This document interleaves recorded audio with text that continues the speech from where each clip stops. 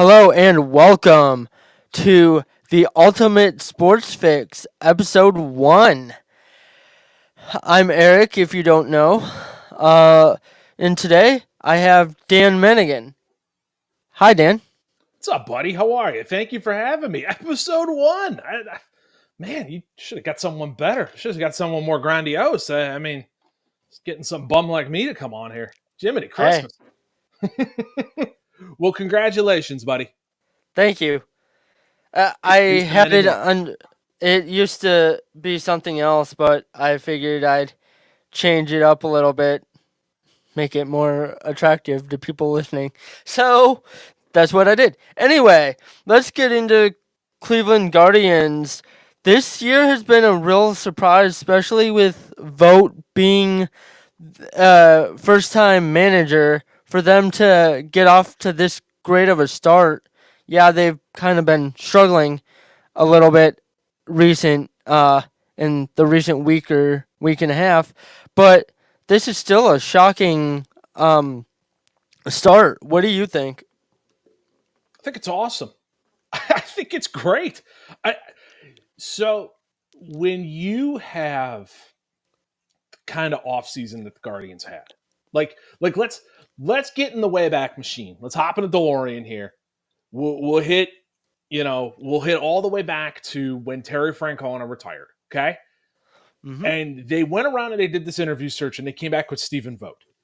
And unless you played fantasy baseball, you went, who? Who in the hell is Stephen Vogt? Like, you either had to be a hardcore baseball fan or you had to, for years, be stealing the fact that he was an above average hitter for a catcher in fantasy baseball, and therefore you knew who he was. Like, I forgot part 3. Great Chris Farley impression. Like, that's what everybody knew about Stephen Vogt. So then you go through the offseason, and your big offseason moves were trading for Scott Barlow and signing David Fry. Oh, and bringing back Ramon Laureano. Okay, those are your 3 big offseason moves. And again, in January, in February, in March, we were looking at this going, what in the world are they doing? Are they trying to tank the season? I believe Vegas had them at 75 wins. It was like 75 or 79. It was somewhere in there for wins this season. They had them missing the playoffs. It was the first time in forever, and everybody threw their hands up and said, well, this is the retooling year, to continue the Chris Farley metaphor that comes with Stephen Vogt. Like, then they come out and they just rattle off a whole bunch of wins. And they start finding different ways to win. And then Shane Bieber goes down with an elbow, needing Tommy John surgery. Tristan McKenzie doesn't look like Tristan McKenzie. Gavin Williams starts the season on the IL with an elbow issue. Like, you build this narrative all the way through, man. Like, how can you not be thrilled with this? How can you not be shocked? How can you not think this is awesome? Because we all chalked them up to being mediocre. We all chalked them up to going, man, maybe they finish 500 and find their way into a wild card spot. And that has been the rock bottom. They've been so much better than what any of us thought. I mean, if I would have looked at you and I would have said, hey, David Fry is going to be an all-star this year and he's going to have an OPS over 900, you would have looked at me and have looked at this lovely silver mug that I have and assumed that it not only had alcohol in it, but it was laced with some kind of psychedelic. Like, that's what you would have said to me if I would have told you David Fry was an all-star. And here we are. This is reality. David Fry is an all-star. They have 5 guys going to the all-star game. And it's not just because the fans decided to show up and vote. It's because they earned it. It's because they have the best record in the AL. This is awesome. It's flat out. I know they're 6-4 in their last 10. It's still awesome. Like, it's awesome. It is so freaking cool. That's where I am with it. Funny David Fry story. So last year I went to a game. I forget who it was against, but he was up in the bottom of the 8th, and I'm thinking to myself, well, time for a miracle, David Fry. What's he do? Hit a home run. Yeah. and they end up, I think, winning the game in the ninth. So, They traded him to the Brewers for a guy who has an 162 game suspension right now because of performance enhancing drugs in JC Mejia. Like, oh, yeah, that's it. They got him from the Brewers for JC Mejia, who is now suspended for an entire season for performance enhancing drugs. Like, you brought in this guy who had a hard time hitting but could play a whole bunch of different positions, and he learned how to hit and has been a really good hitter. And yes, they've used him a little bit more in a platoon situation and have hidden it a little bit, but like still, he's still an all-star. He still made the game. Like he's still been one of the better hitters in baseball. And they're hitting the ball with power. They're hitting with runners in scoring position. Is some of it possibly luck? Sure. But you know what, man? This has been so much fun and it's been such a great ride. And we're sitting here at a trade deadline having a discussion about whether they should bring in more starting pitching, whether they should bring in another hitter. And more than anything else, we're holding a discussion right now that doesn't involve them sending out guys who are 2 years away from free agency and arbitration. Like the narrative has completely shifted. It's awesome. It's awesome. I agree. And they've had some young guys come up this year. I mean, I know Naylor Bow was supposed to make the team. He hasn't done bad. I mean, look, In he the hit the last game month, winning. it's been better than when it started. Oh yeah, oh yeah. It took him a while to develop.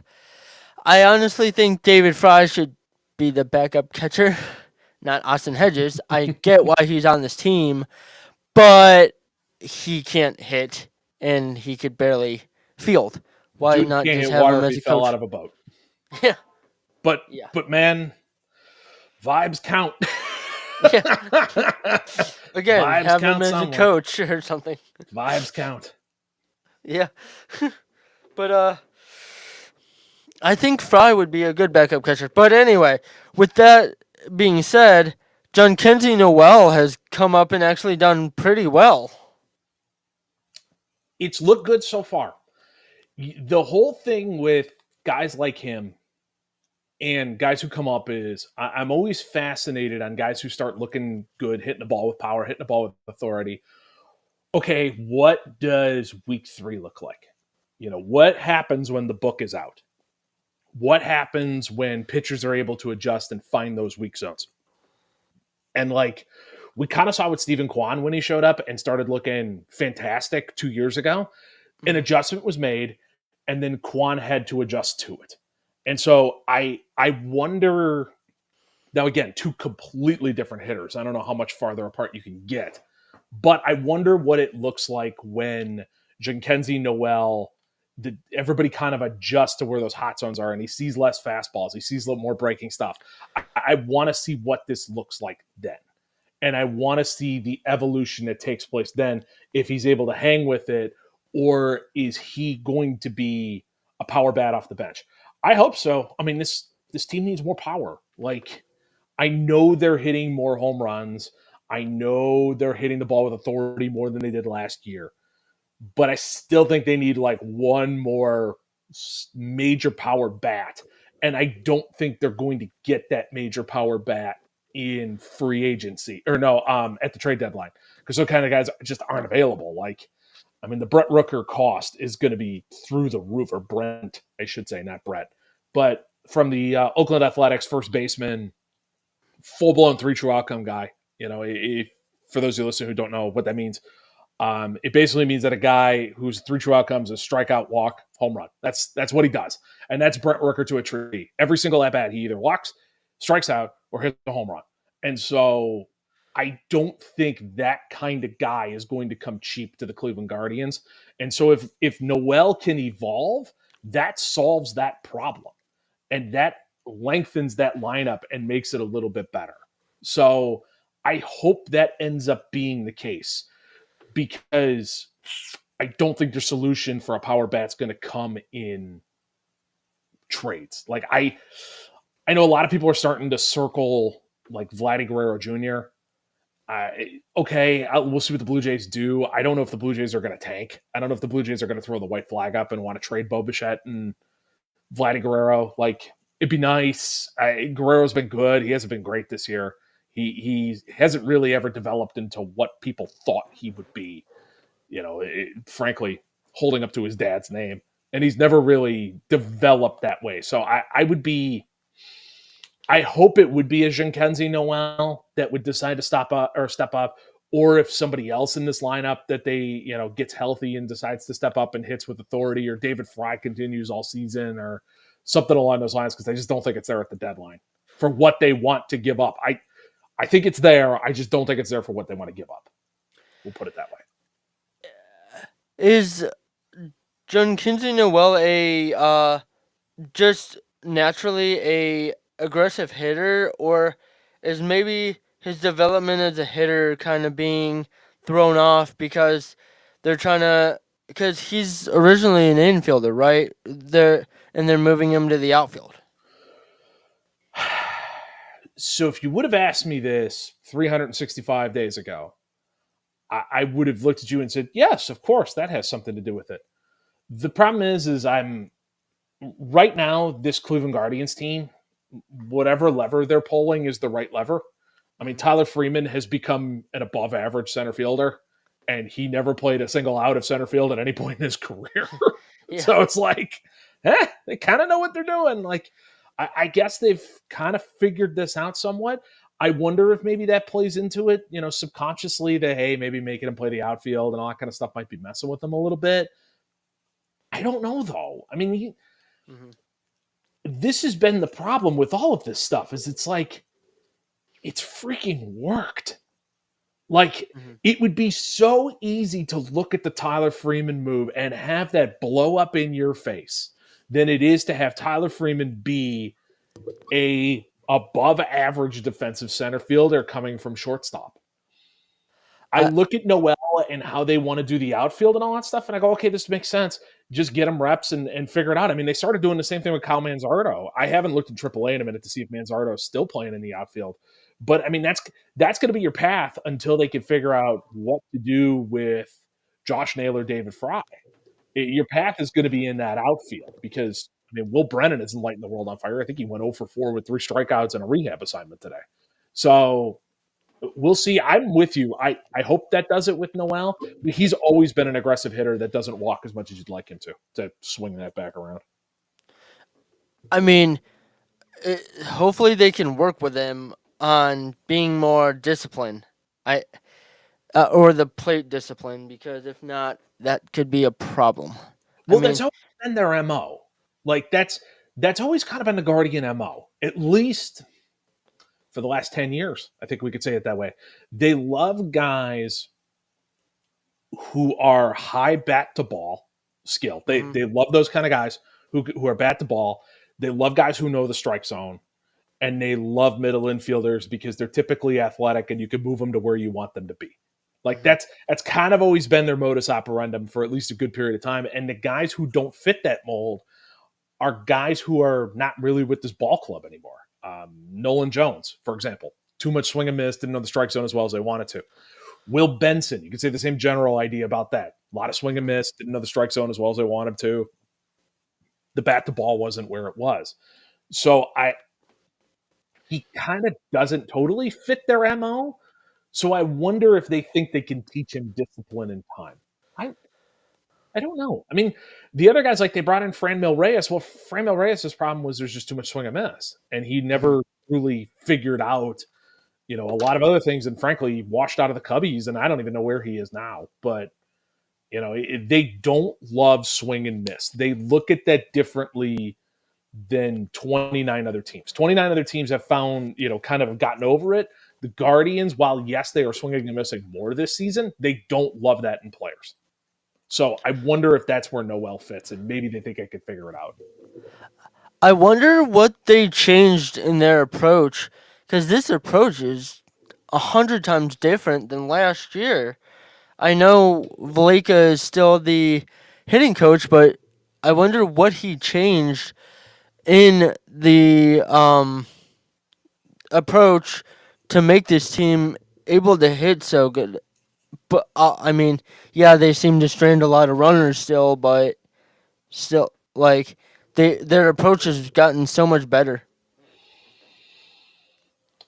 The big thing, it's so trying to make sure I get this correctly. I think it was Eno Saris who had a piece out in the Athletic. A great writer, wrote for Fangraphs for a long time, and general great dude on top of it. Who said the biggest thing that has changed, and I've seen the same thing, is that earlier on in counts, they're telling guys to let it rip. They're not, for a while, this team really didn't love the idea of they don't like strikeouts. They don't like swing and miss. I can't state that enough. And I don't know if that was I don't know if that's a Terry Francona thing.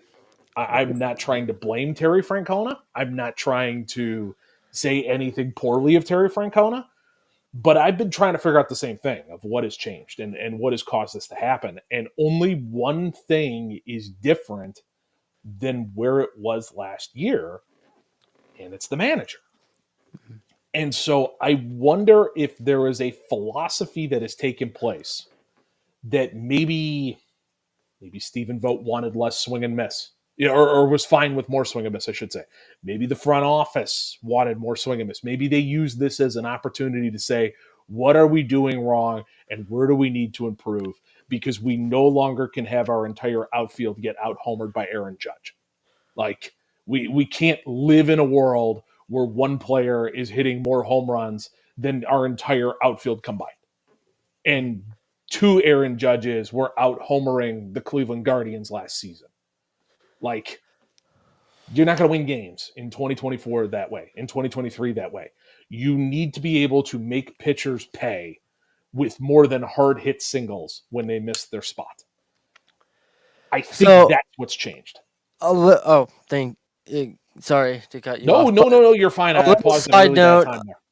Um, on a side note, on the epic implosion known as Franmil Reyes, he's in the Japanese league. Good for him. I bet you he's beloved there too. Like I bet you he's one of those guys because they love guys who can crush baseballs really far. Like I mean everybody does, but like if you ever watched like a Nippon an NPB game, the Nippon professional baseball game, any of the Japanese Mm. baseball, have you seen any of those, Eric, at all or No, no? sorry, no, No, you're fine. They're no, I haven't. fun. They're really fun. It's that whole thing where the fans all start chanting and cheering, and they all have their own specific chants. They all have their own walk-up music. The fans are on their feet the entire time, like it's almost like a concert. It's pretty cool. It's worth Oh a wow. watch if you ever like for some reason are flipping through and it's 12 o'clock at night, 1 o'clock in the morning, and you can't sleep and there's nothing on. They're fun. They're really fun. There used to be a station they used to show them all the time at like 1 in the morning that I used to get stuck watching. Wow, No, fun. I bet they love him there. And you know what the funny thing is? I wonder. So like Eric Thames was the same way. Mhm. Who? Oh God, I think he was drafted by the. Don't hold me to this. I think it was the Astros, and he ended up going to Korea and for the same exact idea, and he was able to the way that they taught him to hit and how to visualize and all that stuff, he ended up becoming one of the better hitters in Korea and then making his way back to the Brewers and was a pretty good hitter for the Milwaukee Brewers for a little bit of time and then bounced around the league for a little while longer. So I I wonder if maybe Franmil Reyes that would fall into that category. I do So remember that name, mhm. Thames, Yeah, and Reyes last played last year for Kansas City. so he was with KC. I knew he was with the Cubbies. I remember after he left the Guards, I Yeah. think they were the Indians at the time. But nonetheless, he ended up with the Cubbies. So good to know. There you go. The more you know. Before we get to the Cavs, what do you think about the quick rise with the WNBA? Like all of a sudden they're getting all this attention, which especially media attention. Like when Caitlin Clark was drafted, I think they signed like three major TV deals within the month. Like, do you think the meteoric rise is actually good for the league, or could that kill the league because it's growing too quick, or too fast? I love it. The WNBA has been a good product for a good period of time, and it's cool to see people start really paying attention to it. I mean, the Las Vegas Aces were really good last year for the gosh, I think for the last like 3 years, 4 years. You know what Sabrina Ionescu has done for the New Mm. York Liberty has been awesome too. You know the 3-point shootout, all that stuff. The best thing that happened to the WNBA was the fact that NBA players were also saying like, "Hi, you should be watching this," Mhm. and it, I don't think it's a bad thing at all. I think they play at a good time of year when there's not a boatload of stuff going on. You know, in the middle of the summer, the WNBA is going. People want to watch basketball. It's on. It's a good watch. It's good basketball. I don't think it's going to burn them or anything like that. Caitlin Clark has a good amount to do with it, but don't forget Angel Reese as well, who's bringing a ton of Mhm. eyeballs. You know, there were people who were there in the beginning, and it seems like I don't think it's going to be too fast. I mean, they should have had private jets to begin with. You know, you should be paying these women more to start off with, and the eyeballs and the advertising are starting to show up to back that off, like, or to back that up, I should say. Like, I don't think it's too fast. I think it's about right. And you watch it as well with the NWSL, the National Women's Soccer League, which is starting to blow up all over the place. And you're starting to see Mhm. those games get nationally televised. And you're Oh yeah. starting to see people that you know from the U.S. women's national team start showing up in those NWSL games. And they're pulling in decent numbers on top of that. Yeah. So I I think I it's great. honestly didn't even know that the women's soccer existed till I happened to just be flipping through the TV guide on Ion Channel. Mhm. Oh, now they're on Ion Channel Yeah. every Saturday. And So, they're over the air. You know, hmm, you can get ion, I believe, with an antenna. oh yeah, So yeah, I mean, it even makes it easier to find it. And I think yeah, it's only going to be better for these leagues the more eyeballs you get. Women's sports are awesome. They're oh yeah. fun. They're great to watch, and it's great to see them doing this. So no, I don't think it's too fast for the WNBA or anything like that. I'm not saying that they need to start like expanding or anything like that, but you got to think like more talent is coming. You're going to get Juju Watkins Mhm. into the league, who's going to bring a whole bunch of people from USC. You're going to get Paige Beckers into the league probably next year. She went back one more year with UConn. Paige Beckers is a pretty decent draw. Like there's this pipeline is starting. You're getting these women. The talent is starting to show up there, and people want to watch it. It, it's so unfortunate that women's sports doesn't get what it what it deserves attendance wise. Like I started going to Kent State women's games Oh, right on. because my friend had a couple of friends on the team. So, but Kent was really good, but Mm-hmm. the attendance was not to what it should have been, and it's sad. It was mostly the families and then maybe some students, but other than that, the attendance was garbage. You Yeah, know? that kind of stuff. And you're talking Kent State soccer, correct? Yeah. Okay. No, basketball. Hoops. Okay. Yeah.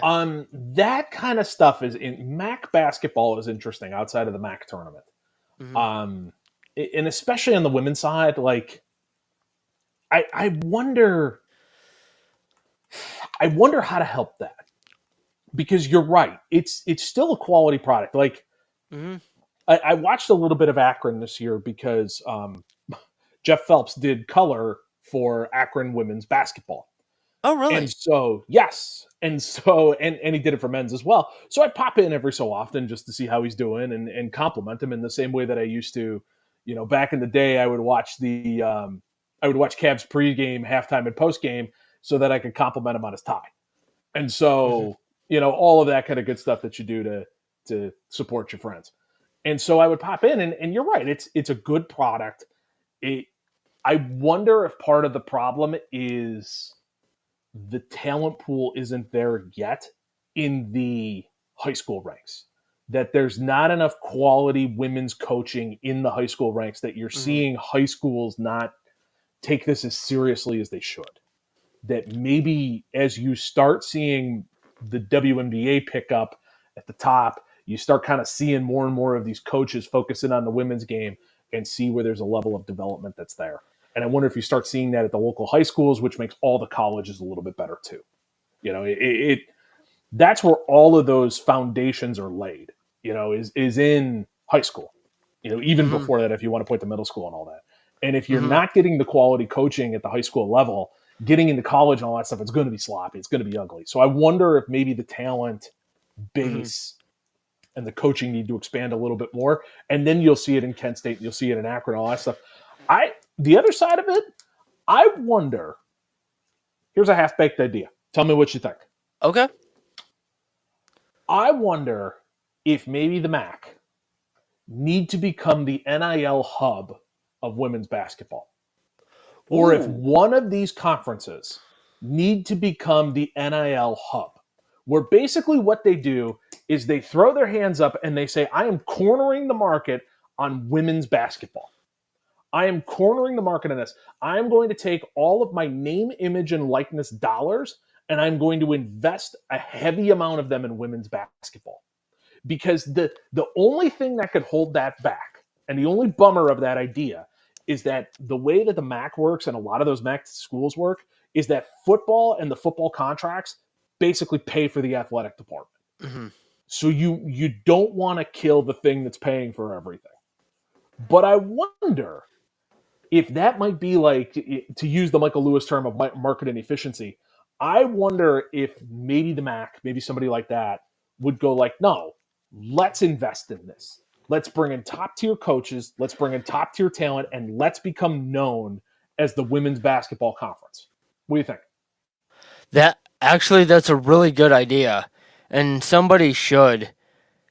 The Mac would be perfect, but I feel like just looking at the Kent State, the uh, there not a lot of the players had NIL, Right. like because local businesses are still Right. nervous to give these contract or these players money, even though they deserve it. Well, and it's not a proven entity. So, like, Hmm. you kind of get it when it's not. You can think of it from a business perspective. I mean, it's one of those, like, as funny as it sounds, I could come up to you right now and I could go, "Hey, Eric, I've got this awesome business idea where we're going to promote this, this, and this." And you Hmm. could go, "Okay, Dan's got this business idea that seems like he's got it somewhat figured out. I could either invest in that or Apple stock, which perpetually goes up and Yes. perpetually is in good shape and it's perpetually solid. So I can either swing for the fences with this thing that I don't totally know that Dan has come up with, or Apple stock." Hmm. And I Yeah. think that that's what plays into it when a lot of this NIL and stuff like that. It's for the Mac to take off, and for that kind of thing, it's going to take somebody from a Mac area to go, I'm playing at Akron. Hmm. I'm playing at Kent State. I'm playing at Ohio. Like, it's going to have to take something like that in the same way that, like, Caitlin Clark banged the table and said, I'm playing for Iowa. Hmm. Iowa wasn't a college, a women's college basketball powerhouse. She wanted to go to UConn. Gino Ariema said no, and she said, I'm playing for Iowa. Hmm. Like, that, you're gonna need somebody to do that. And I think that's the way that you kind of could start, like, okay, maybe this is how we start getting women's basketball to be a thing. And I do kind of wonder though if, like, hell, the Big 12 or somebody like that maybe decides to make that investment, Hmm. because the women's tournament outdrew the men's. Now, is that because of Caitlin Clark, or is that because of the product? And will that be there next year? It's a hell of a question. I'm looking forward to finding the answer. And um, just an example of like when you were talking about the high school level versus better coaching high school level, which would lead to better players in college and higher. Uh, I just look at lacrosse. Um, my town, Stowe versus Hudson, which is the next town over. Um, Hudson, they started their kids off at like the third grade level in lacrosse. Yeah. Yeah. Stowe didn't really start till seventh, eighth grade, Hmm. maybe sixth at the like high or at the lowest age. So um, Hudson automatically was like 10 times better at middle school level because they've been playing since they were 9 or 10. Right. It, So, you're 100% right. And all of that stuff plays into it. I used to I used to coach basketball, mhm, seventh grade basketball at a local school district. mhm, And it was so funny because seventh grade was the first time that they actually were playing against other schools mhm, and other places. They played in this rec league before then, and mhm, the program started in seventh grade. And you could just tell because you would go up against other schools that had a middle school program that was attached to the school, that had a grade school program, and exactly what you're talking about with Hudson and lacrosse. And you would get these basketball schools all over the place where you could tell these kids had been in a system since they were in like fourth grade. And they've been playing with their friends and they've been playing with this group of guys since they were in fourth and fifth grade, you know. And you're always honing fundamentals at every single level. mhm, I mean, even at an NBA practice, you still have a coach that's going like, you got to tuck that elbow in, son. Like you still have that stuff going on, but that floor is so much higher of what they know when you start them so much mhm, younger compared to the floor that you have when you're getting them in seventh grade and they've been in a rec league before. And it's not that constant message and it's not that constant evolution. It's a lot of different ideas all thrown in mhm. together.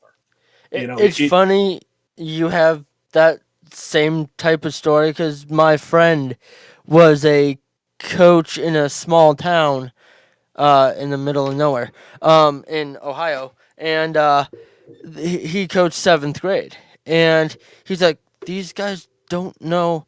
They'd get blown out by like 50 points. He's like, these guys don't know how to set a pick or anything like that. Like, he's like, this is hard. I think I he ran ended up into going one season.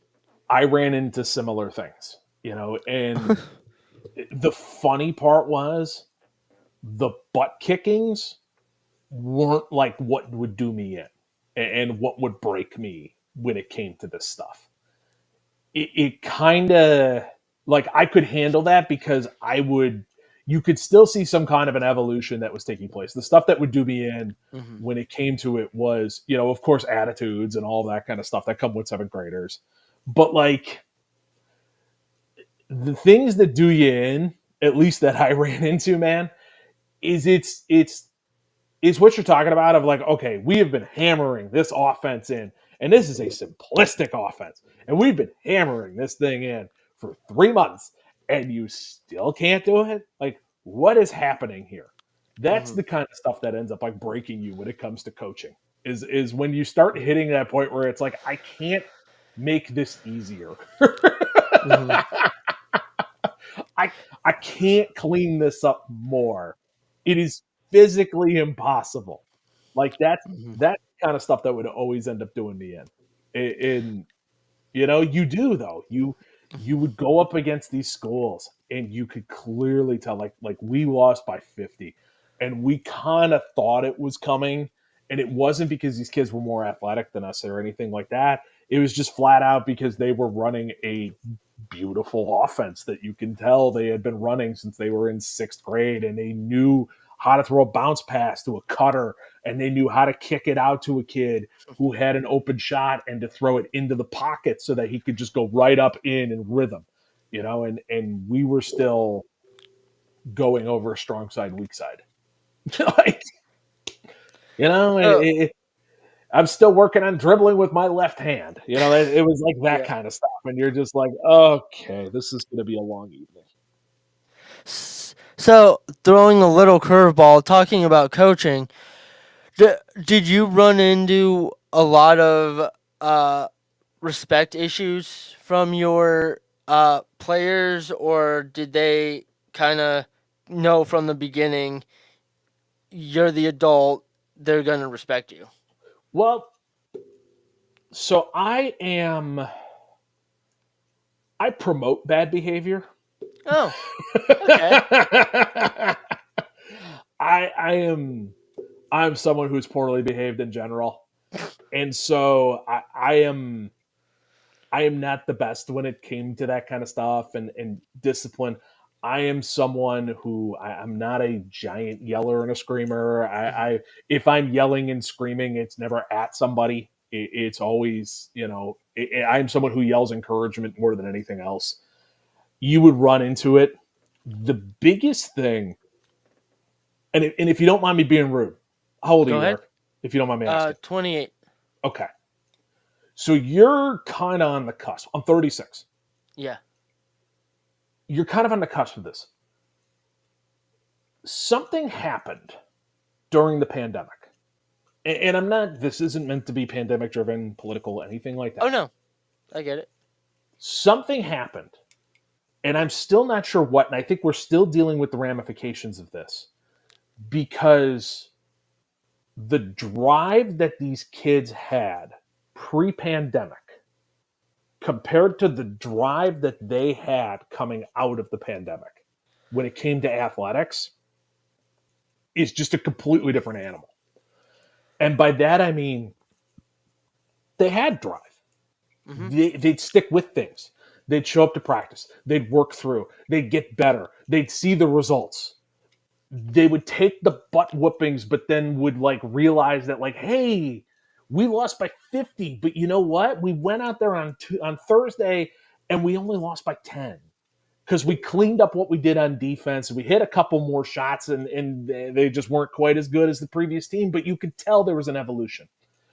When we got through, put it this way, when things opened up, when it Hmm. came to the pandemic, right? 2021, 22, somewhere in there. When things opened up, the same kind of stuff happened. Got the kids there coming out of the rec league. They kind of got their butts kicked, and they all rolled over, and we're just done, and they just quit, and that was the end of it.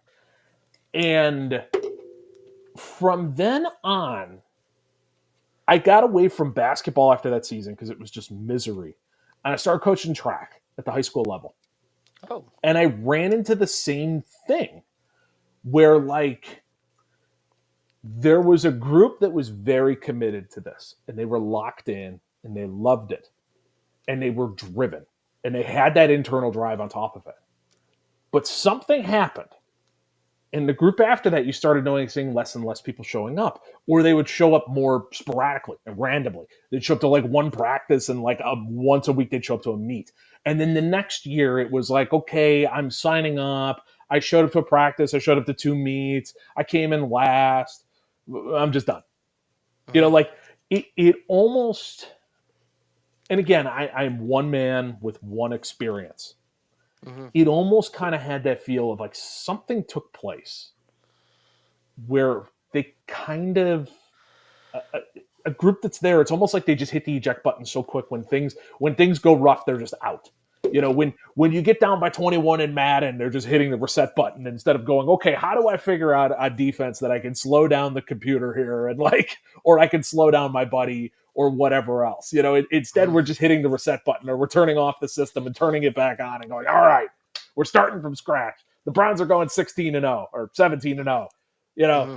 instead of, oh crap, we're down by 21 to the Ravens in the second quarter. Now, how do I figure out how to get myself out of this hole? It sounds like, nope, forget it.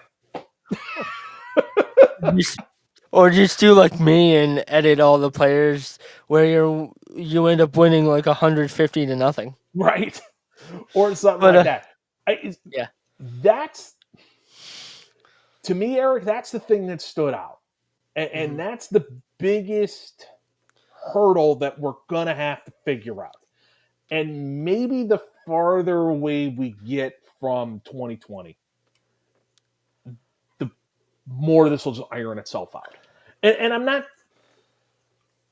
not smashing a generation. I love working with them. They're awesome. The what are they, the Gen Zers, whatever the hell Z. they're called. Yeah. They're great. I enjoy every last bit of them. They're not rude. They're not snotty. They're good kids with good hearts and good brains and good heads on their shoulders and all that stuff. It just, there is a chunk of them that when the going gets tough and they roll over, and every generation has those people, but it seems like there's more. And I wonder if 2020 and shutting everything down and going, we're done here, plays into that. I don't know. Again, I got nothing to back this up. I'm by no means a psychologist, sociologist, or anything like that. I'm just a man who coaches high school track. So taking it a little off sports, but kind of following the same um, track that you were on. No pun intended, and I didn't even realize No. I said track, but um, but when it comes to the millennials and Gen Z, when it comes to just working in general, like they have horrible work ethic. I work in retail, so we're heavily understaffed because younger generation either doesn't want to work or they want to do Uber or Lyft or DoorDash or all those other companies, um, because they could set their own hours. Well, that's good in theory, but those guys don't make a ton of money. So to make livable wage, they have to be out most of the day, like So, out doing what they doing their deliveries most of the day so or you driving. probably run into this more than I do then, Yeah. because all of that generation that I've ran into, now granted, mine is track and field, Mhm. coaching at a high school, Mhm. and part timers working at 92 through the fan. Mhm. The part timers working at 92 through the fan bust their ass. And pardon my French if I shouldn't say it that way. Oh no, you're good. Uh, They're awesome. I mean, you put a lot of stuff on their plates, and boy, they handle it like champs, and they work hard, and they work funky hours, and especially in our business, the idea of a set schedule, Oh yeah. if you work part time, is gone. It doesn't exist. You basically are available, and when you get the offer, you go. And Mhm. so they've always been awesome. They've always been driven. They've always had all, like, and again, I'm not dealing with it the same way you are. I might be dealing with a different strain, or I shouldn't say Mhm. strain, but a different group than what everybody else is. But dealing with them and the people that I deal with who come in straight out of college or come in while they're in college, and they bust their butts, and they go above and beyond the call of duty, and they'll do anything that you ask of them, and they'll do it well, and if they don't do it well, they'll take the criticism and make it better in the future, and they want to be great, and they're driven the same way that a lot of people are. And again, I that's what I have dealt with work, with dealing with part timers, and exactly what you're talking about. They're awesome. I love them. I Mhm. love working with them. I the track side of it. The best part about track is that the clock and the stopwatch dictate how good you are. There's no arbitrary thing that's taking place here. I mean, I can sit here and go like, oh yeah, this person's working hard and all that kind of stuff. You present it to them and you go, look, if you track, you're as good as you want to be. I can Mhm. coach, I can help you, I can do all of that stuff, but there's no arbitration, there's no arbitrary thought out of me of why you should be running a race that you are. The end all be all is the stopwatch. Like, Mhm. that's it. No, it's a stopwatch. And there are a chunk that are motivated by that, Mhm. and there are a chunk that work hard at that, and there are a chunk that are always trying to get better, and there are a chunk who are like, hey, I'm here for my friends. Hey, I'm here because it's an Mhm. easy way to get a varsity letter. Hey, I'm just here to have a good time at all the different meets and all that kind of stuff. And maybe I'll get a little bit faster, and maybe I'll get a little better as I go. And then there's the chunk that sporadically show up and kind of don't care and are that way. And again, I'm only 36, so I only know what I've existed in. My generation was kind of that same way with stuff. There were a chunk that were heavily committed. There were a chunk that were enjoyed what they were doing. Really didn't, would get better if it happened. Would get better as long as they go. And then there was a chunk that was kind of sporadic and just wanted to be there when they got there. Like Exactly. it, I feel like that's every generation. I feel like we could say that about every yeah, dude. Of course you want to work the hours you want to work. Of course nobody wants to work a Friday night. Nobody wants to work on a Saturday. Hmm. That's how this works. And so maybe because of exactly what you're saying, Uber, where you can just flip the thing on and you work when you want to work, Hmm. or Uber Eats and all, maybe that has something to do with it. I just think it's the same old, the same stuff we've worked on forever and a half ago. I mean, hell, you turn on Fast Times at Ridgemont High and they're complaining about having to work hours. Hmm. That's movie dialogue. Like that's just the way this stuff goes, man. I don't Yeah. know. Maybe I'm the wrong one. Maybe I'm not exposed to the right amount of people. But I mean, maybe I'm just a little slanted on that because I know a lot of people who I've worked with that are either my age or the generation below me who just don't give a crap. Like oh, this is a dead end job, so I don't care. Well, okay, you not caring affects me yep, because makes my I life have harder. to, yeah, I have to do my work and your work Yeah, and someone else's work. yeah, So, like, and yeah. I said I get it. Again, maybe my exposure is different from yeah, your exposure, and oh that yeah. easily could be the case. I mean, there are millions of people in this world with millions of Hmm. different personalities. I mean, plus in the industry you're in, it's you have to work hard, or you're never gonna get anywhere. Yeah, You know. yeah, So, yeah. but I guess talking one more thing on the pandemic, um, the social side of things, like the shutdown really killed people's social skills, which especially I I don't know if you've noticed that in coaching, but like from before the pandemic to after, like is there a big drop off in these people, the kids socially? um, I gotta think. I I think coming out, it was hairy.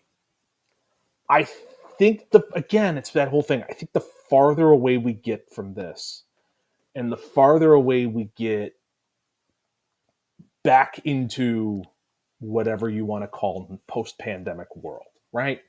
We're getting closer to Mhm. where everything was before. Of course, everything's gonna be different. Of course, there's gonna be stuff that's changed in between there for the better and for the worse. I think it's I think it's better. The big thing that has taken place, and I don't know if it's the pandemic. I don't know if it's just generation. The hard face to face conversations that you need to have in life Mhm. are happening less and less frequently. When you decide to quit something, when you decide that you're done, you used to be a little bit more face to face, or you used to at least send an email. Mhm. It was that kind of side of it that is gone. Now I'm finding out kids are quitting track because their friend told me that they quit track. Mhm. You know, I'm finding it out secondhand, third hand, and it's like Yeah. I'm not saying this for me. I'm saying this as a life skill. Like you need to be able to have a difficult conversation with someone about something that is going to let someone else down and make you feel uncomfortable. You need that in life. And even doing it through email or text is not the right way to do it. The best Right. way to do it is either face to face, and or if you don't feel comfortable face to face, phone call, which is another Mm-hmm. thing the generation have a problem. Younger generations have a problem with is um, calling and actually talking to someone. You know, they don't know how to do that. But the funny thing is, man, for every chunk that doesn't, there's a chunk that does. I mean, there are for every kid that I had that just decided he was done and had their friend tell me that they were done, Hmm. I had another who would talk my ear off for hours, Hmm. and would follow me around on track meets and all that stuff, and we would have just way too much fun, just laughing at everything that was taking place. Like it. I think there is something to that, and it's one of those things that just hasn't evolved the way that it should, and I wish it would. But like, I can't lump everybody into the same bucket. That's the problem that I have. I can't go, well, Gen Z doesn't do this. They can't do this well. They can't do this. It's like, well, yeah, for every one of them that you could point to, or two of them that you point to, are like have a hard time with a difficult conversation. I've had another one that's walked up to me and said, "Coach, here's my uniform. You're going to get a phone call tomorrow because I got somebody called me out for something, and I punched him in the face and then shoved him in a locker. And so you're going to get a phone Huh. call for that tomorrow." Um, I apologize for what I've done to the team, but I'm not going to lie, they kind of deserved it. Here's my uniform. I'm sorry.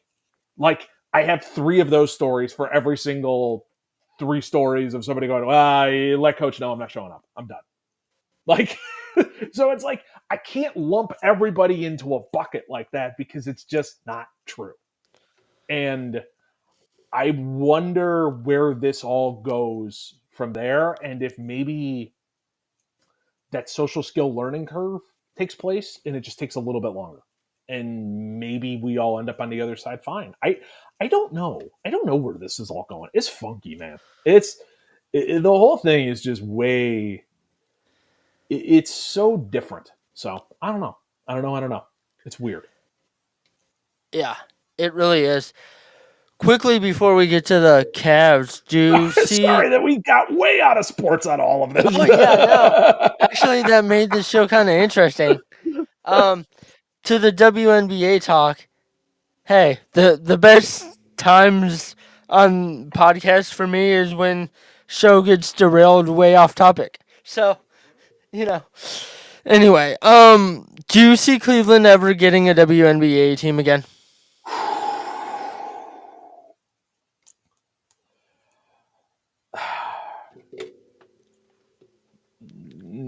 I am going to go with no. And the only reason that I say it, and I say it as no, is because I don't know if Cleveland has they have the fan base. First and Hmm. foremost, I will say that right now. They have the fan base, and especially if they win. That's not what it is. I wonder if they have the corporate sponsorship. Like, that's the part of it that I wonder on. Is it's not as much like, oh yeah, people aren't going to show up because it's women's basketball. I don't think it's that. No. the the one thing, and especially the WNBA side of it, is it's professional basketball, and if you win, people will show up. Um, the Monsters have proven that. Like, we could look to a lot of different things in Cleveland that have proven that. I just don't know if the corporate dollars are there. I don't know if the money is there from all the sponsorships and all that stuff that it takes in the background to fund one of these teams. It's more than just butts and seats. It's okay, how do we pay all the people who are involved? Okay, how do we get a TV thing? How do we do this? How do we get an arena? How do we get arena time? How do we, like, all of that stuff is what I wonder on the WNBA team in Cleveland. Is I don't know if we've got enough corporate dollars that are there to make it function. But Oh, who knows? Who knows? Look, they're trying to get an NWSL team into Cleveland. I don't know if you've hmm, seen that. yes, Cleveland I did. Soccer. Yep. Cleveland Soccer's behind it. They have their bid in, and we will see where it goes from there. Because that'll be, there's an indicator right there. There's another professional sports team that's going to find its, if they get approved, that could be another professional sports team that finds its way into Cleveland. And that could give you the answer you're looking for right there. If they could find it, maybe a WNBA team can as well. And especially if it's owned by Dan Gilbert, because, I mean, He seems to find a new way to print money. So hasn't stopped him yet. So maybe I'll go with that. Yeah. Um, let's go with um. What do you think of the Cavs off season so far? They got done what they needed to get done, and then have decided they're going to sit out. And this is one of these, Eric. I feel like we all need to just take a deep breath and basically treat this like it's school, where if you grade them to this point, you call it like an A because they kept Donovan Mitchell. They kept their best player, and everybody Mm-hmm. thought that was leaving. He's not leaving. He's staying. I thought they needed to move on from JB Bickerstaff. Nothing against JB. I think he's a really good coach. I think it's just the classic phrase of it's the Godfather. I use it often and I stand behind it. It's the great phrase from the Godfather, which is the scene where Michael Corleone sits down and he relieves Tom Hagen of his duty as consigliere. And he looks at him and he goes, Tom, it's no offense. You're like family. You're just not a wartime consigliere. And that's what I felt about JB Bickerstaff. Is it's like, JB, thanks. You rebuilt the culture. You cleaned up the mess that was John Beeline in the John Beeline era. You got this team in winning ways. You got this team focused on defense, but we have hit your ceiling. You cannot take this team farther than you have right now. And so now it is time to get an offensive tactician in here to take this team to a second level. And so I think it's an A plus, and I'm calling right now the halfway mark, and that easily could shift because I wonder if the Cavs are sitting back and are looking at last year and going, okay, the Damian Lillard trade took place in September, August, September, somewhere in there. And when the Damian Lillard trade happened from Portland to the Bucks, Drew Holiday went back to Portland. Boston swooped in, got Drew Holiday for a discount price because Portland was like, we have no use for this guy. We don't want to win basketball games. And I wonder if the Cavaliers are sitting back right now and are going, all right, this is the NBA. This is the NBA offseason. Somebody is going to go, you know, I want out. I'm done. I can't do this anymore. I can't handle this. This is the worst place I've ever played basketball. Trade me now. Like, somebody's going to do that. This is the NBA. And I wonder if the Cavs are sitting back and going, all right, there are no free agents that are available that can really turn this thing around. The trade market's kind of quiet. Let's give it a month. Let's see if somebody of high stakes steps in and goes, get me out of here. And then either you become the team that gets that guy that wants out, or you swoop in later for your version of the Drew Holiday trade, where it's the asset that goes to the team that's not going anywhere. So right now, Cavs offseason, thumbs up / incomplete. That's how I would grade it. I would call it an A / incomplete. Ooh, that's. What do you think of the Atkinson hire? Love it. I love it. He was the guy I had circled on my board. He was the guy that I wanted throughout the entire thing. I loved how he took chicken and turned it into chicken salad in Brooklyn. He did an awesome job. They handed him a roster with no draft picks and very little talent, and it was Karis LeVert, Jared Allen, and D'Angelo Russell, and Spencer Dinwiddie, and he turned that team into a playoff team. He did that with the Nets. The biggest flaw he ran into is when they gave him Kevin Durant and Kyrie Irving, he ran into problems with those guys. And he had a hard time with communicating with them. And he acknowledged it in the press conference. And he went to Golden State and he worked with Steph Curry and he worked on the offensive side of the ball with Steve Kerr and he worked on the defensive side as well. And I think he's ready for a second opportunity to do this. And I think working with those Golden State teams, and I mean, hell, if You want to work with egos? Here's Draymond Green. Best of luck to you. And like, I loved it. That was the guy I would have hired. Now, is it the guy that's going to make everybody immediately start going, "Ooh, let me buy season tickets"? No, it's Kenny Atkinson. Like, Mm. unless you were bringing back Phil Jackson, that guy didn't exist. So I loved it. I like the Atkinson hire. I think he's smart. He knows offense, and I think he can take two guards who are 6'3" and 6'1" and help make it a good offense that doesn't get bogged down and clogged and isn't your turn, my turn basketball. And I hope to see both of them off the ball, and I hope to see a real offense, and I hope to see something that I wasn't teaching in seventh grade. So there was a trade proposal that I saw yesterday. It was Brandon Ingram and Cole Anthony for Darius Garland and Karis LeVert. Would you do that? No, I'm not a Brandon Ingram guy. I've never been his biggest fan. He kind of fades in and out. He doesn't exactly love playing defense, and he's kind of got some empty calorie to him. Not to mention, I'm never a fan of a guy who gets benched in playoff games in the last 4 minutes. And that was a Oh. guy who got benched in a playoff game in the last 4 minutes. I am not a Brandon Ingram guy. Brandon Ingram, on paper, is somebody everybody really likes. But when you actually sit and watch Brandon Ingram, you're just not impressed. There's a reason why the Pelicans haven't gone like, yeah, here's your max contract. Please be our second guy with Zion. I am. I've never. I've seen the potential with him. I've seen what he's turned into. I'm good. I'm. Mm-hmm. I'm very happy. Now that is also being said, I am also very well known as being a Darius Garland supporter. I think the dude can play.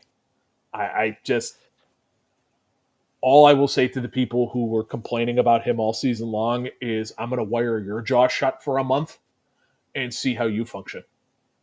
And we're going to have you have all of your meals through a straw for a month with your jaw wired shut. And then I'm going to bring you back and have you play NBA basketball. Good luck. Mm-hmm. Because that's the thing. Like, we all forget that the dude had to have all of his meals through a straw for a month. Oh yeah. And you're supposed to maintain weight, and you're supposed to maintain abilities, and you're supposed to do all of that stuff. That's an ask. Like, give him some time. Give it some time. There has been nobody out there. The only one that I would have made the move for would have been Mikal Bridges. That's the only one that I would have moved Garland for because he just would have fit like a glove. And the Knicks stepped in and they paid more than they should have because they want to rebuild that Villanova team. Great. Good for them. They got a really good player. We'll see what it looks like. But right now, there is nobody available that's out there that I think is better, realistically available, may I say, that is better than what the Cavs have now with Darius Garland. And I'd run it back, and I'd give Kenny Atkinson the ammo to run it back and go, let's see what this looks like, knowing damn well that in January you can easily trade Darius Garland. So you wouldn't trade him for Miles Bridges? He signed that long-term deal with the Hornets. Oh, okay. Three Didn't know that. for 75, I believe. He ended up Okay. signing with the Hornets. I would. So that one,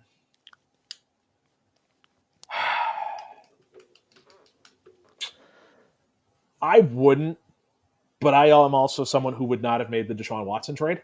So you could piece together where I feel on all of that kind of stuff. Mm-hmm. And I don't know if that's a road you feel like going down. Yeah, I don't I know what's mean more to be said. we'll get into that in a second. I just want to give. We were talking Guardians earlier, so I just wanted to give an update. Top Sure. of the seventh, we're down 4-3 against Detroit, and yikes, we're down 4-3 against Detroit. That's not good. It's 101-62.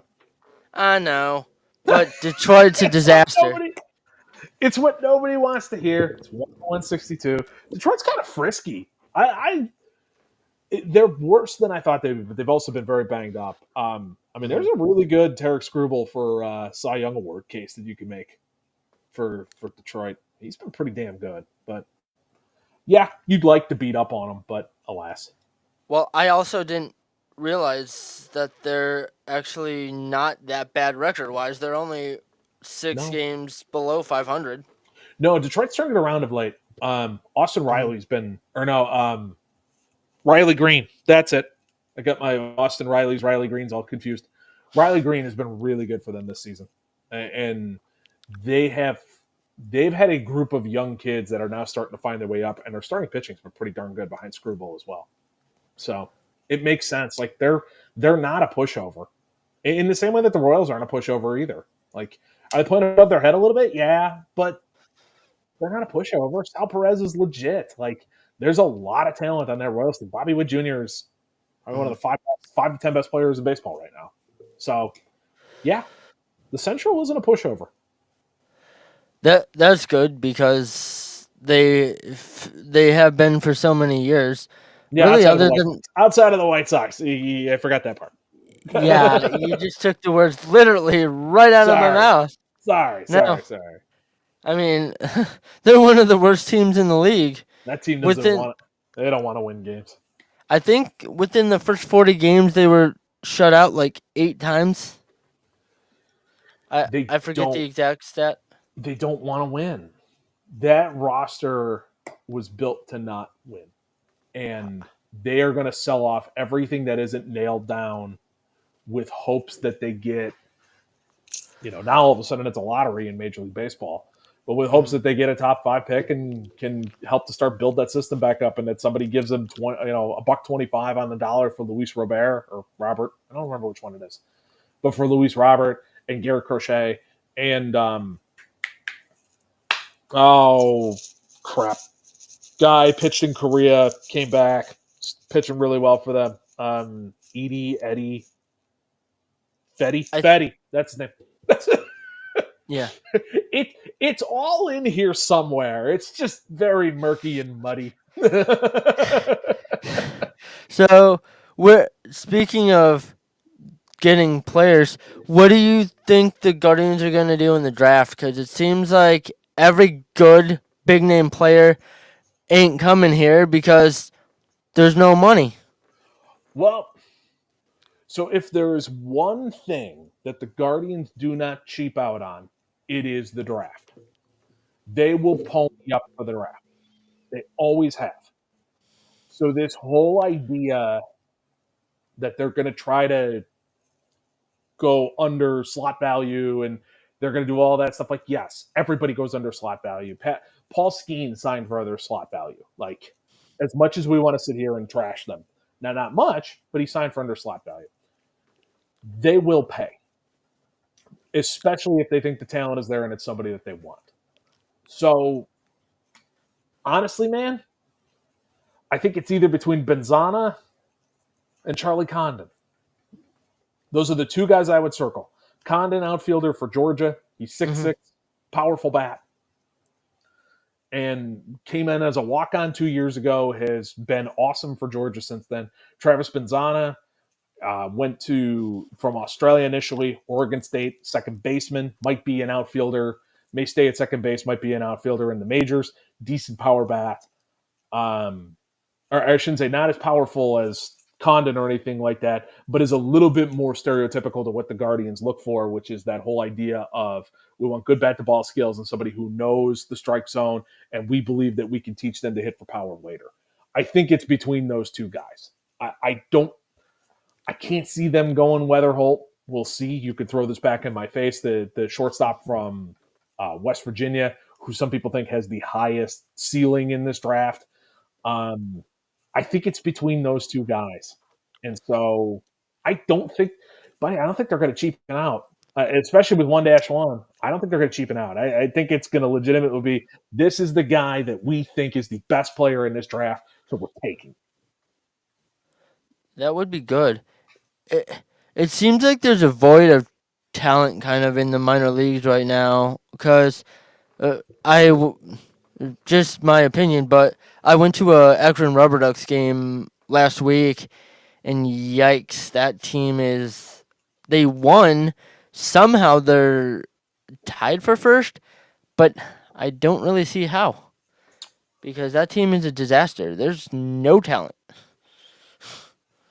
I mean, their minor league system is that's like it's funny you say that because that's where they claim the talent is in that minor league system. They've claimed that like AAA is kind of tapped out, Mhm. and there's not a ton sitting down in Columbus. That the main talent of it has found itself into the higher end. the The problem is, man, it's an entire minor league system of light hitting middle infielders with great bat to ball skills and an understanding of the strike zone. That's their type. That's who they draft. That's who they go after. They go after starting pitchers who are more command guys than anything else because they get them in and think they can add velocity and can add spin and can add swing and miss. And their track record proves that they can do this. And so they're going to keep doing it. And it seems to work at the major league level. They take guys with who have figured out command and may not have the velocity, and they give them through pitching labs and grips and all that kind of stuff, extra spin and extra speed, and they find all of that stuff in these guys. Whether it's weighted balls, whatever you want to go through, they've done it for years, and the starting pitching void is legit. Um, I am fascinated to see if that gets addressed at the deadline, if they go get a starter, because I just don't know where help is coming from. Like Joey Quintillo or Quintillo, I should say, in AAA. Well, he's just starting to find his way back from a hamstring injury. Maybe that's where it comes from. I don't know, but somebody's got to give this starting staff 6 innings, and it can't just be Tanner Bybee and cross your fingers that the rest of them can give you 5, because you'll just blow out your pen and it'll be a train wreck. Like somebody's got to give this team 6 to 7. I could see once Gavin Williams gets back, um, fully back in the swing of things, that he could give 6 or 7. But it looks like it's going to take him a while to get back in the swing of things. Yeah, man. I He looked good against the Tigers. That was a pretty good outing. What was that? Was that yesterday or the day before? Might have been the day before because yesterday was Mm-hmm. Ben Lively. He looked good. We'll see what it looks like. The velocity looks like it's back. The spin looks like it's back, and it's just a matter of building up those innings and all that. So hopefully that becomes the case. It's nice to have. Like I know in modern baseball, it's all about okay. Give me 3 times, 2 times through the lineup. Give me if you can get to the 6th, that's fantastic, and we'll turn it over to the pen so that you never see a guy 3 times through the lineup. I get that. I understand the philosophy. I understand where it's going. I understand all the reasoning behind it, the numbers, all that stuff. Makes total sense. It's nice to have somebody who can do it. It's nice to have a Zach Wheeler. It's nice to have an Aaron Nola. It's nice to have an old school Max Scherzer. Mm-hmm. These guys, Corbin Burns, if you want a modern one for the Orioles. It's nice to have these guys who could come out and give you 6 to 7, save your pen a little bit of solid 3 run, 2 to 3 run ball. We know when we hand this guy the ball, he's at least going to put us in a position that we're only going to use 2 or 3 relievers and call it a night. And those guys are becoming fewer and farther between. But it's really nice to have them because at least that day, 80% of the time that you can go, all right, Corbin Burns has the ball. I'm going to go take a nap. I'm going to go hang. I'm not going to be needed today. And maybe I'm just spoiled because they had that for years between Shane Bieber and Corey Kluber and Clevenger and Bauer. Mm-hmm. And, you could point to whomever from there. Maybe I'm just spoiled. But, like, Mm-hmm. even the Brewers side, I mean, they're blowing out their pen left and right because the only one who give them 6 is Freddie Peralta. And even that's kind of shaky. And they're in the starting pitching market because they're just hoping to find anybody because they're blowing their pen out. You get these teams, you blow these pens out, and it's just a mess. You're fighting an uphill battle then. Yeah, Lively's been a real surprise this year. Seriously. Again, if I would have told you in December, January, February, that the starting pitching of this team is being held together by Ben Lively, you would have had me tested. Well, first I you would have been like, who? Yeah, you would have immediately been like, Mr. Menningen, some very nice men are going to show up at your door, and they're going to have a cot for you, and they're going to put you in this blanket that's going to put your arms around you and put you in a padded van, and like that's what would happen. Like if I would tell you that this was the case, but here we are. Ben Mhm. Lively has been the second most consistent starter on this team and has held this rotation together. Words I never thought I'd say in February for 500, Alex. Yeah, actually, for a million, if you wanted to go there, but Yeah, um, but here we are. This is reality. exactly. This is reality. Before we get to the Browns, what do you think the Packers are gonna do? Because I know you follow them Oh a little man. bit. So I'm not totally in football mode yet, so please forgive me on this. Okay. So what I'm trying to keep my expectations like at a decent spot. I love the fact that they went and got the head coach from BC to be their defensive coordinator. I like the idea that they moved on from Joe Brady. He needed to go. That defense was awful. It had no teeth to it. They never blitzed. Like it just was. It was so vanilla. It was like sad, and I'm shocked they made it as far as they did. The question that I have when it comes to the Packers, and I'm trying to keep my expectations in check. Does fixing the defensive coordinator fix everything? I don't know. We'll see. Maybe it's that simple. Maybe it's different scheme and hey man, life is good and let's cook. The offensive line is very much going to be a camp battle to figure out three positions on the offensive line. Wait. Usually not a recipe for success, No. but again, years of being a Green Bay Packer fan has taught me to just trust them when it comes to the offensive line. I don't remember the last time the Packers had a crappy offensive line. I've sat back, I've thought about it, I've dug into it, and now is some of it going from Favre to Rodgers? Bet your butt it is. Great quarterbacks to get the ball out quickly, make your line look good. Mm, But like, I've just kind of learned to trust them. That you know what, they'll figure it out. It might not be pretty, especially in September. Might not be pretty in October. But no, by November, December, and January, that thing will be a cohesive unit, and they'll figure it out. I think they're going to be fine. I Minnesota. I don't love Sam Darnold at quarterback. Caleb Williams is going to take his lumps. I think he'll be good in the long run, but he'll take his lumps in the beginning. Like the Lions are the Lions. They're really good. They're going to continue to be really good. Like I kind of go into this season with the Packers. It's like, okay, will the real Jordan Love please stand up? Is the guy that we saw in the second half of the year, is that Jordan Love? Because if that's Jordan Love, then here's your contract, bud. Never leave. We're going to hug you and hold you close to us, or at least until you go nuts, like all the other two quarterbacks that previously quarterbacked in Green Bay have lost their mhm. mind at some point, whether I it's for mean, one reason or another. again, like we talked about before on my other show, the whole Aaron Rodgers sabbatical and the where he like separated himself from everybody and was literally getting food through a doggy door or whatever. Oh yeah, the dark room. That Yeah, was darkroom.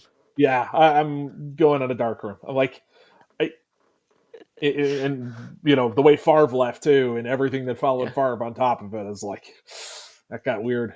And sign it up. I mean, if that's the guy that's legit, then sign it up. Jordan Love, that's the guy. I think what's happening right now of the reason why you haven't seen the Jordan Love contract extension is just because they're trying to figure out like, okay, is the guy from the second half of the season, does it is that the starting block and it works its way up from there? Or is what we saw earlier in the year the starting block and slowly work its way up from there? And that's what I think they're trying to figure out. Because it seems, and how the guy got you to the wide. I mean, it was the NFC Championship game, and it was. I mean, they had a shot to make the Super Bowl, and I still can't believe that Packer team. I had so much fun with that Packer team. I couldn't believe how far they made. That was the most fun I've had in a long time. So I don't know. I'm going in with the expectation that they'll make the playoffs, and we'll see where it goes from there. And I've just learned in time they'll figure it out. And if it all comes crumbling down, then when last year's a fluke, then hey man, we kind of have it coming. Like I've we've had 30 years of awesome quarterback play. It's like, hey, we know how this stuff goes. And it's crazy that they've had that many good years of quarterback play. I don't know how they develop their quarterbacks. Uh, Well, well, they do everything that the Browns don't. well, so it's consistency from the top. Mhm.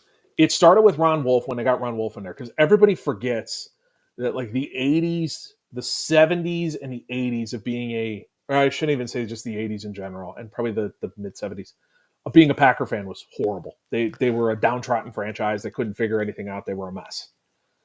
And Ron Wolf came in and he set this up, where it's like we are going to invest in wide receivers. We're going to invest in defensive line. We're going to invest in the trenches, and we're going to put everything in to supplement the quarterback.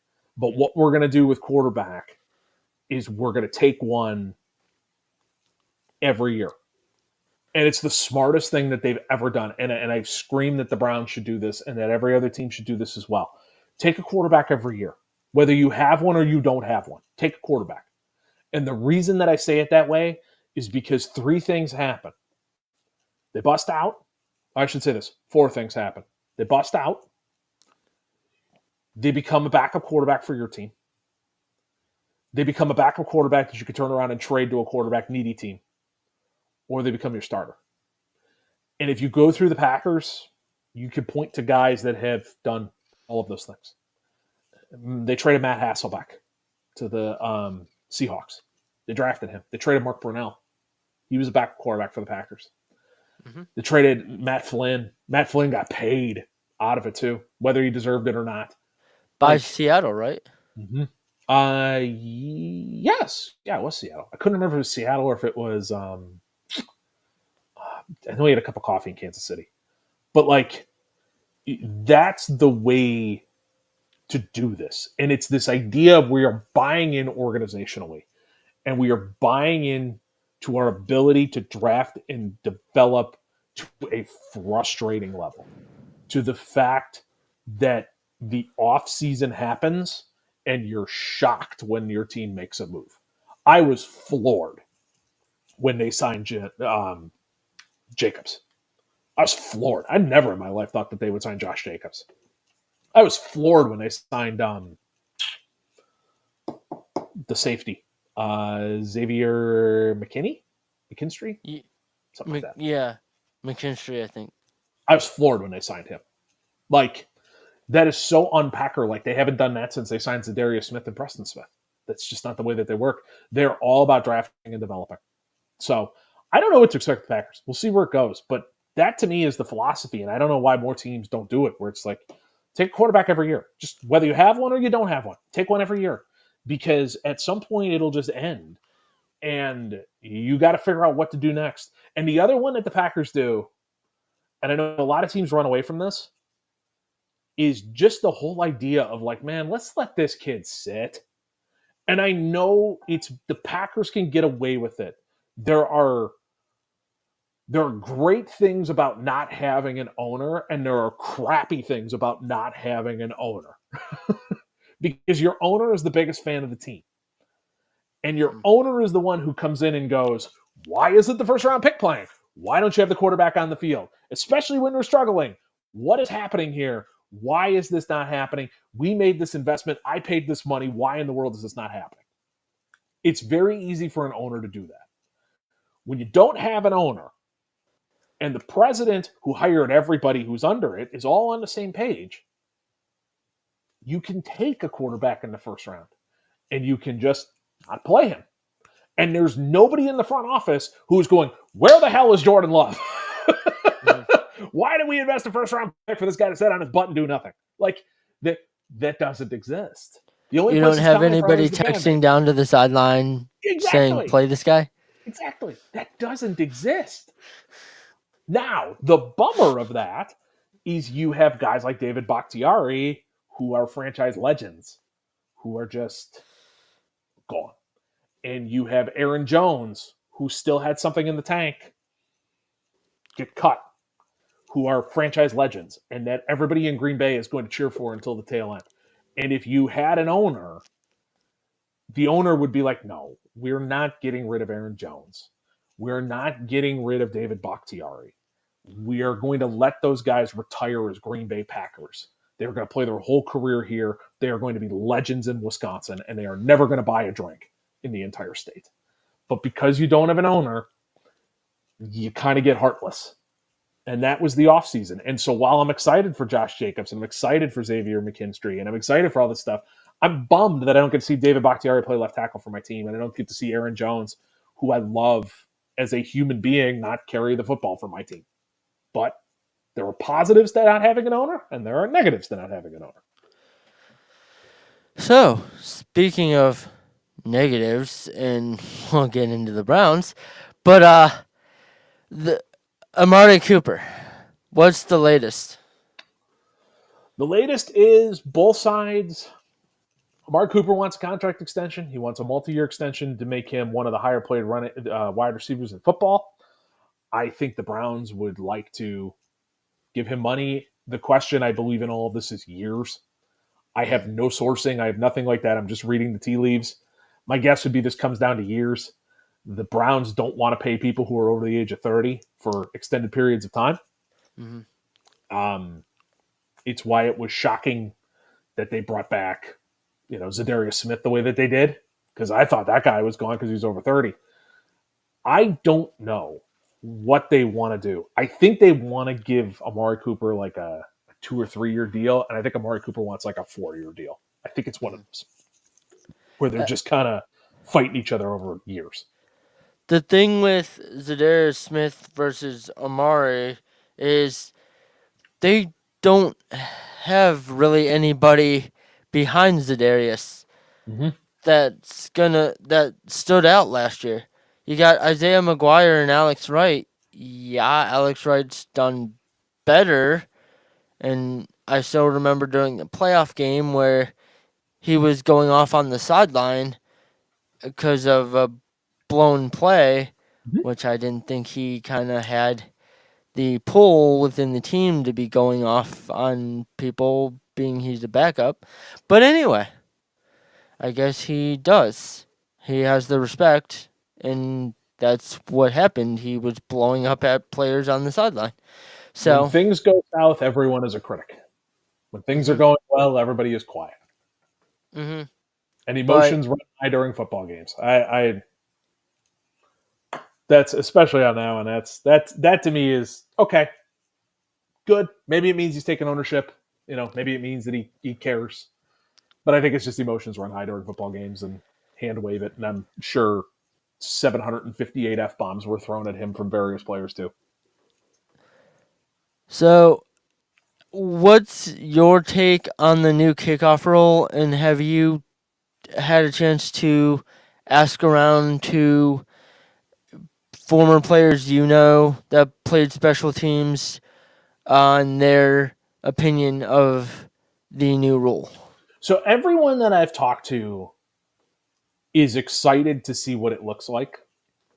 They think it's going to bring excitement into special teams. Like I've so I work for the Browns radio network, so I watch all the games live. A lot of other games that are on, I'm not gonna lie to you, I DVR them, and then when they hit about halftime, I'll blow through it and watch the fourth quarter live. Like I can watch a football game in an hour, and it's not meant to be a bragging point. It's meant to be that there's enough downtime in a football game that you can watch it in about an hour and 20 minutes. And part of the way that you do that is you fast forward through the kickoff. I Mhm. I fast forward through kickoffs all the time. And what this is going to do and what the NFL has addressed with it is it's making it so that I can no longer fast forward through the kickoff. Let's see what this looks like. The way it's been explained, the way that I've seen it, it seems very gimmicky. It seems kind of, it seems, I don't want to call it JV, but like it seems that way. Everybody's excited for it. Let's see what it looks like. I'm trying to go in with an open mind because if it were up to me, I would have abolished the kickoff by now and have been done with it. And it just been like, all right, the ball just turns over to the 20 and let's go. Let's all right, the kickoff, we'll kick it off at the beginning of the game, we'll kick it off at halftime, and we're done here. And it's ceremonial more than anything else.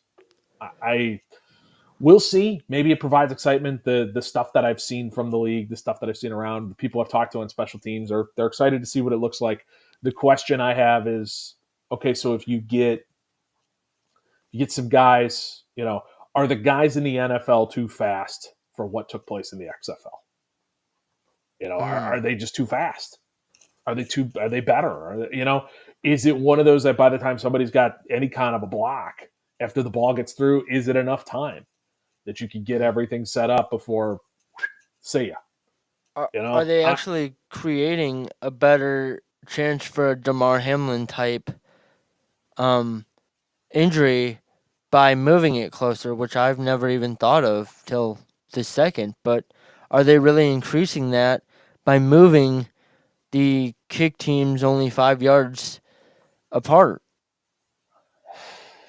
The whole thing is to not have that be the case. I mean, that's the whole reason that they want to do this, is so that you have it to where the ball flies over and that's when you can engage. And so, there's going to be some level of paying attention, but I don't think anybody is going to get really. The whole idea is to avoid guys getting smacked that way. But again, it's also football. Like there's going to be tackling, there's going to be hitting, there's going to be all these different things. I don't know. I'm fascinated. I want to see it in action. I want to see what it looks like in the preseason. I want to see what it looks like in the regular season. And I wonder if it stays or how they tweak it along the way. Because we all know it happened last year. The NFL is perpetually tweaking its product, whether they're making announcements or not. It happened last year when they decided to stop calling holding. And we've got the data to back it up. The NFL at about week 10, week 12, somewhere in there, said, we are done calling holding. We're done. Unless it's blatant and you're putting someone on the ground. We're done calling holding because we need points. And scoring skyrocketed in the second half of the season. So yeah, that makes sense. Yeah, so they're going to do the same thing here. They're gonna tinker with this. It's going to look one way in week 1. It's going to look different in week 6. It's going to look different in week 12. So I'm fascinated to see what this is and how it pieces together. Could you see there when it extends to 18 games, because that's inevitable? It's not if, it's when. Could you see them giving teams multiple bye weeks? I think they have to. I think you must. Like the problem the NFL is running into over the last couple of years is the fact that by December we've had 10 by that point, usually quarterback injuries. 12 backup quarterbacks are playing. Like it is, guys are getting hurt. And the last thing that the league wants is to see backup quarterbacks. That is the worst thing for the product, is backup quarterbacks, third string quarterbacks. So I think you're going to have to, because if you don't, you're going to see more backup quarterbacks and more third string quarterbacks. You're going to see backup wide receivers, and you're going to see backup defensive linemen, backup tackles getting quarterbacks slammed into the dirt. So you're going to have to find a way to do this, because what's going to come with the 18th game is also going to be expansion. And do you have the player pool to have 18 games plus expansion? Right now, I don't know.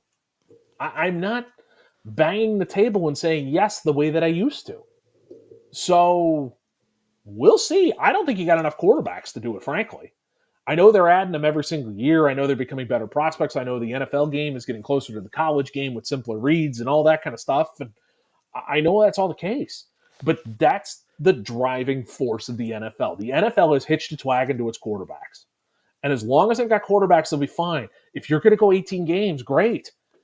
But boy, you got to do something to keep your quarterbacks upright, because if it's 18 games and we're sitting there in late December on a snowy night watching two backup quarterbacks go against each other, hey, that's what nobody wants. But you're running into a huge problem now with these holiday season games, the Christmas games specifically. You could have a team playing 3 games in 11, or yeah, 3 games in 11 days. That's too much wear and tear. Because I'm assuming they would play on Sunday or maybe the previous Saturday. Then there's gonna be 4 to 6 teams playing on Christmas, and then they'll play the following week, which again would make it 11 days. So, how are they going to keep these? How are they looking out for these players when they're making them play a physical game or a physical sport 3 games in just about a week and a half? I will take this moment to quote some of a collection of some of the greatest philosophers that have ever walked this planet, and that would be the Wu-Tang Clan. And it would be cash rules everything around me, cream, get the money, dollar, dollar bill, y'all. Yeah. And that is how the NFL operates, Oh yeah. is by the speakings and the teachings of the Wu-Tang Clan. And that's your answer. Cash rules everything around me, cream, get the money, dollar, dollar bill, y'all. And so that's your answer. It's money. They, Eric, they'll Okay. tell you they care. They'll No. they'll do everything they can to prove to you that that we're really focused in on player safety. We want these guys to be healthy. They'll give you all this stuff until the end. Hmm. Their actions will tell you differently. Their actions will tell you, oh crap, we're going to have a bunch of people not at work having to spend time, dare I say, with their families. Oof, we got to help them. We're doing a public service. Here's football. Like, Hmm. it, that's what this is.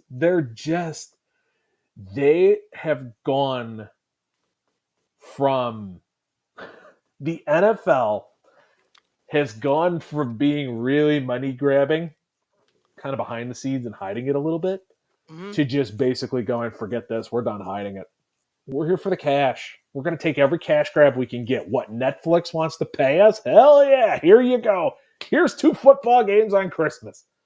Enjoy, Netflix. Oh, you want to put a playoff game on a streaming service that only 2 million people have?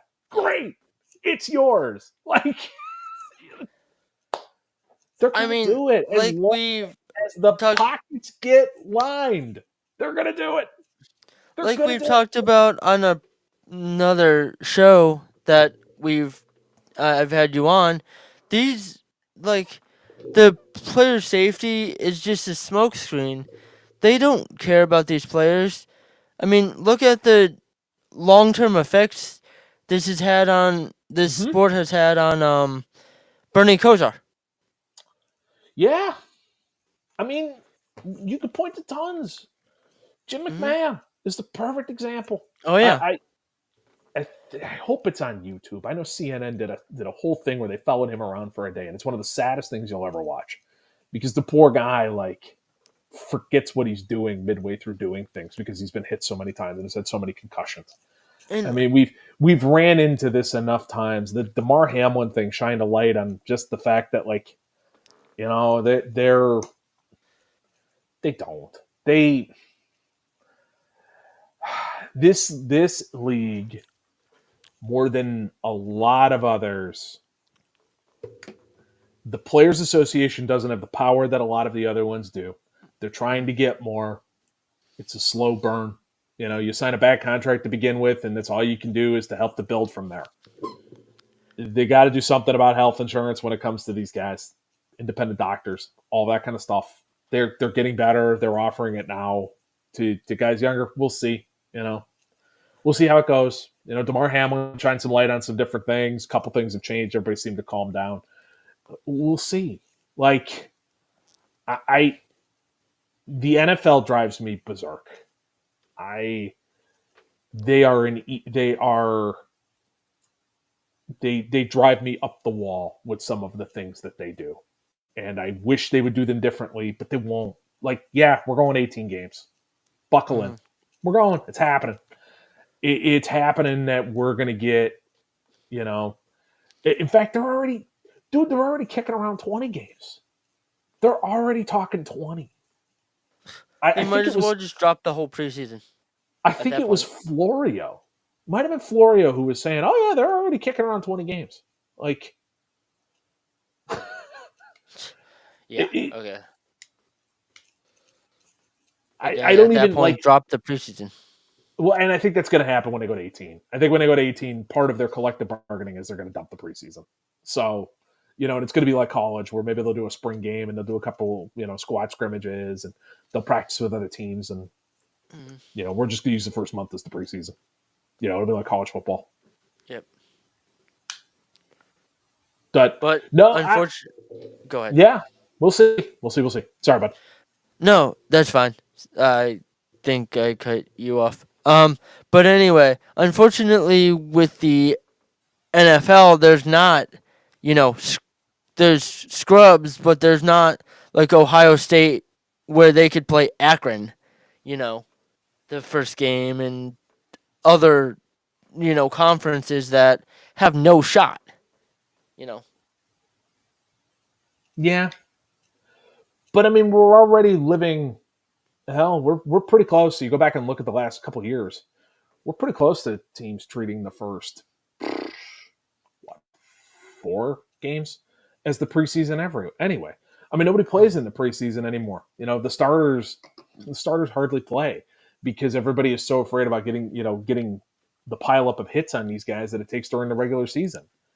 I mean, like McVay won't play a starter this entire year. Kevin Stefanski will play starters for a quarter, a half, probably throughout the Hmm. entire preseason. Like nobody takes this darn thing seriously anyhow. So you're already using the first month to piecemeal all of this together. I mean, things look so much different in November. The game you were watching in September looks different in November anyway because they're already treating it this way.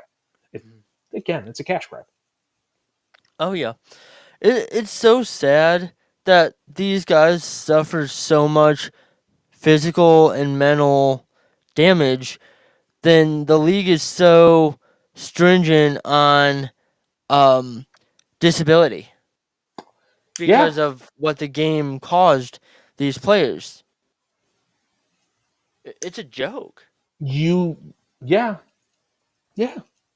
You'd like for them to take care of it more. You want them to do more. You want them to do better. You want them to take care of the legends that are there, so that it it's the same thing that happened for years and is still happening in professional wrestling. Like it's sad when you have professional wrestlers having to do GoFundMe accounts to pay for surgeries because they don't have health insurance and they've been independent contractors and their bodies are beaten to snot. Now, part two of that, probably should have saved your money a little bit better. Probably should have done less cocaine. Whatever you want to go to when it comes to old school wrestling, like that's all a part of it as well. But like it's the same idea where it shouldn't take Diamond Dallas Page putting out a GoFundMe for people to fund Scott Hall to get a hip replacement. Like we shouldn't do this. This isn't how this works. Like if you put your body on the line for someone's entertainment, you shouldn't be considered an independent contractor. You should be considered someone with health insurance for the rest of their life to have this stuff taken care of because you put your body through what it's through. But this is the reality of the situation. These guys are independent contractors. There's no loyalty. So if you're going to treat them as independent contractors, they're going to act this way. And I'd love for that to be the case. But somebody's got to pay for it. And we have learned that the 32 shadowy figures that run this thing, well, 31 shadowy figures, I should say, that run this thing aren't exactly running to do it and are going to use it as a collective bargaining chip until the end of time to get these guys to do more work for less money so that they can make more money. I mean, for uh, who knows really the truth behind the pilot flying J thing, but personally, I believe Haslam had some knowledge of it, as much as he wants to deny it. And you know, that with what he's doing with the Browns, always constantly raising ticket prices, you know, I'm not surprised if he did have knowledge that they were screwing over people and that he told his higher executives, "Go ahead, screw these people." Well, maybe I shouldn't have brought that up because you work for the Browns. I was just So going to say, I'm going to nicely say, pass. yeah, No I comment. didn't think that through. You are fine. You are Okay, fine. No comment. so yeah. Um, Finally, I got something for you to say. No comment. Anyway, no, just joking. Uh, but uh, what do you think Deshaun Watson's gonna do? Oh, man. I have no idea. I have none. I am. I have no expectations for him. I don't know how he can. And it's it's the reason why Vegas has this team sitting at 8.5 as their over under. Because one, the schedule's a bear. But two, how in God's green earth can you have any expectations for Deshaun Watson? He's coming off of a shoulder surgery that's typically for pitchers. Haven't really seen it for quarterbacks. It's on a workout program. When he has played, it's been up and down. We are now 4 years removed from peak Deshaun Watson that everybody has circled and remembers, which is the Houston Texans season that everybody drools over. I have no expectations, Eric. I have none. I don't even know where to put them. I don't. I know they're overhauling the offense to make it a little bit more friendly to what he wants to do. I know they're making it more spread. They're going to put more wide receivers on the field. I know they're going to do all that stuff. I am. I have no expectations. I can't. I just can't. I and I know my job is to have opinions. My job is to have thoughts. My job is to have Mhm. research. Thinking. I don't know how you can. I don't know how you can have any of those. How? What you want them? You want him to be awesome because if he's awesome, then the Browns are winning and the Browns are playing well. I just don't know how you can have any expectation. What has he done to give you a positive expectation outside of beat up on a crappy Arizona team that wasn't going anywhere in a hurry and 1/2 against the Ravens? Where he probably couldn't even feel his arm because he was so shot up with, pain killers or Right. whatever. I I have no expectations. I have no idea. This is such a dice roll. If he came out and he lit it up, great. Great. If he came out and he's looked the way that he has the past couple years with disjointed seasons and injuries and all of that stuff, that's on the table too. If he came out and was perfectly healthy, that's on the table. Like, I have no expectations. And I can't. I Hmm. I can't. My fear with this team, my deep dark fear, is that the defense goes from being the best defense in football to a top 5 defense. And that half step back shows the margin of how thin the margin of error is for the offense. And especially like the other one I have no expectation for. I have no expectation of Nick Chubb. They have none. If he plays this year, great. Good for him. If he doesn't play this year, I'm not going to be shocked. Because again, we don't really have a basis for a guy who's completely imploded a knee and what it looks like from there. And especially the second time it's happened to him. And I know Nick Chubb's going to work his butt off, and I know Nick Chubb is going to do everything he can to be on the field week one. I don't know if he will be. If I'm a Browns fan, I'm having no expectations for Nick Chubb this year. And I know nobody wants to hear that. I have no expectations. It's the hardest thing to predict with this team is what this offense is going to look like. And it's not because of the scheme. It's because I have no idea what the quarterback's going to look like.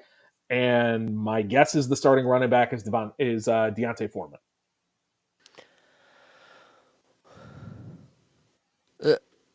Changing the subject. Did you see the NBA rights contracts came out according to Andrew Marchand from The Athletic? I didn't dig into it, but I got the push notification that it's NBC, ABC, ESPN, Amazon, Amazon, yeah. and no And TNT. TNT has a chance to match it. They have 5 days to match, but I don't think they will. But I obviously streaming services are becoming a thing, so that's not going to change. But I wonder how much that package is going to, how many games Amazon's going to get. That's a good question. All of this stuff is becoming stream heavy. All of this stuff is finding its way to that direction. That's going to be over there. I partially wonder, again, nothing to back this up. I partially wonder if Amazon is a part of this because they're going to take over the NBA Sunday Ticket, or League Pass. Thank you, League Pass. I couldn't remember what the hell it's called. I wondered if that's the future, where all of the RSNs are then on Amazon, and you just go through Prime to get your team. And I wonder if maybe that's the Amazon part. The NBA wants to put as many of their games as possible on over-the-air television because that's what people have. Cable numbers are dwindling. You probably don't want a ton of it. And you're going to get a bunch on ESPN and all that stuff. But you're going to probably put some on USA because that's an NBC product and they put their sports on there, to interrupt your SVU marathons. You need something to break up your SVU marathon. Yeah, you're right. Yeah, so we'll put an NBA game in, and then we'll go back to the Tales of the Special Victims Unit of Law and Order. But I think Amazon probably gets, my guess would be 20 games. I think they'll put 20 games on Amazon, and again, I'm picking that out of the sky, but it's going to be more the idea of when the regional sports networks come to pass, we're going to turn around and go, Amazon, here's your deal for most of the regional sports networks because we don't have all of them. I wonder if that's the case. I thought Amazon had a deal with Bally's already to be kind of the to take over for the lovely Bally Sports app that everybody loves. A true delight. Yes, but I thought Amazon was, or it was either Amazon or Netflix, but Amazon, I think, that was supposed yeah. to, yeah. What happened with that? I haven't heard much with that.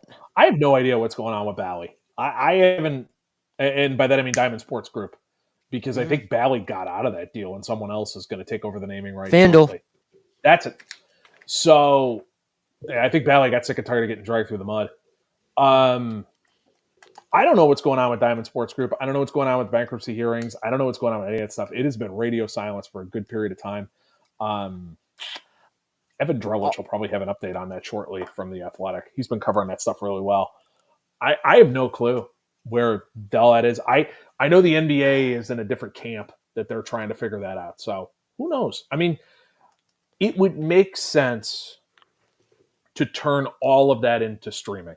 I continue to think that the MLS Apple TV model is the direction they all want to go, which is let's just take everything and give it to one place, and then we'll sell national broadcast rights here, here, and here.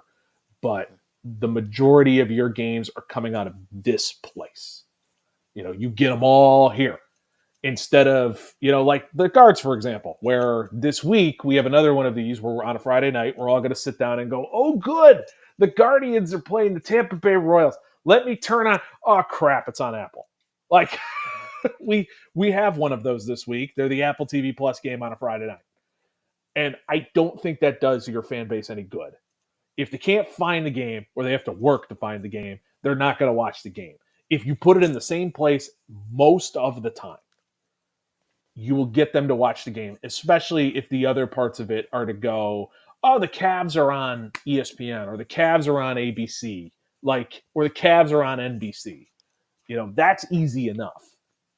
But moving it all over the place to all these different apps and all these different things, I think it's a mistake. whatever happened to the Sunday morning game that used to be on Peacock? It's Who took now the? on Roku, the Roku streaming channel. Oh, Yes, which you can download from any of your streaming apps, whatever you prefer it to get the 11 o'clock Bloody Mary game on a yeah. Sunday, Well, which is luckily the watched by Guardians dozens. don't have one. Yeah. That one, again, don't make it harder for people to find your games. Don't put them on the Roku channel. Like, Yeah. if you want people to watch, make it easy for them to watch. Put it in the same place most of the time. And when it's not there, it's either on something I have or something I can get with ease. Yeah, I agree. And I understand the streaming services, but there's some things that are just misplaced. Like you mentioned the playoff game on uh, Peacock. Yeah, that's losing a lot of views Yeah, because it's on Peacock. yeah. And I know they did it because they wanted more people to subscribe to Peacock because they knew there would be a Mm-hmm. chunk who watched the NFL that would subscribe to Peacock. So, hey, good for them. Like, they got a bunch of people to subscribe to Peacock. 2 thumbs up. Like, that Yeah. was the goal. They did it. Now this year, you're going to try to get a bunch of people to subscribe to Netflix. You're going to get a Mm-hmm. bunch of people to subscribe to Amazon for the Thursday night game. Mm-hmm. You're making it hard for people to find your product, and you're making it that people have to make a choice to watch your product. Uh, That's more than the choice that they're making to begin with. I, And I I think that's what shoots them in the foot. I think they're gonna do that with Paramount. I could And see it. Paramount, I don't know if you saw the thing that they sold over to Sundance. I did see that. Yes, that one I did So see. the big thing is, how is CBS Sports broadcasts gonna change? It's a great question. I have no idea. I mean, I could tell you, I can tell you that I give CBS credit because they just take their sports network and put it, where anybody can get it. You don't need a subscription to get CBS Sports Network. You just Mm-hmm. go to the CBS Sports app on whatever you got. Boom, there's their network. It's all right Mm-hmm. there in front of you.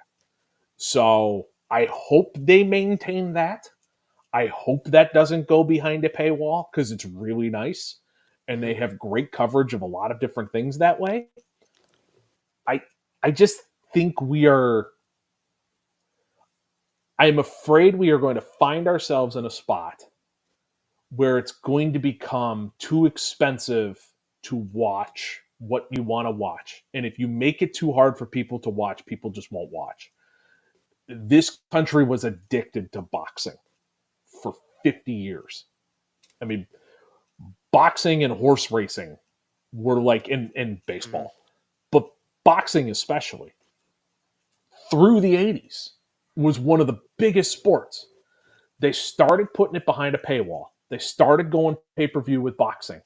And Mm-hmm. after Tyson, it has fallen apart. And boxing is not where it is anymore. Boxing is a niche sport. It's a niche sport. It's become the same way as horse racing. Even now, it's too hard to find the big title matches. It's a pain in the butt. Mm-hmm. I hope the NFL is taking notes of that and is going, all right, how do we monetize this without becoming boxing?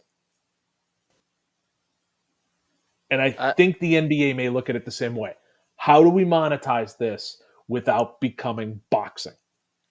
Because the minute that you make it too hard for people to watch your sport, people don't pay attention to it and your numbers go down. yeah.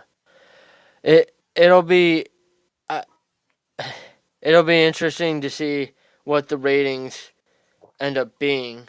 I and with this going back to the Sundance CBS or Paramount thing, I wonder if they're um the actual TV network is gonna go anywhere or they're gonna flip it to someone else. Cause if that's making them money, obviously they'll keep it. But look what happened with NBC Universal and NBC Sports Network.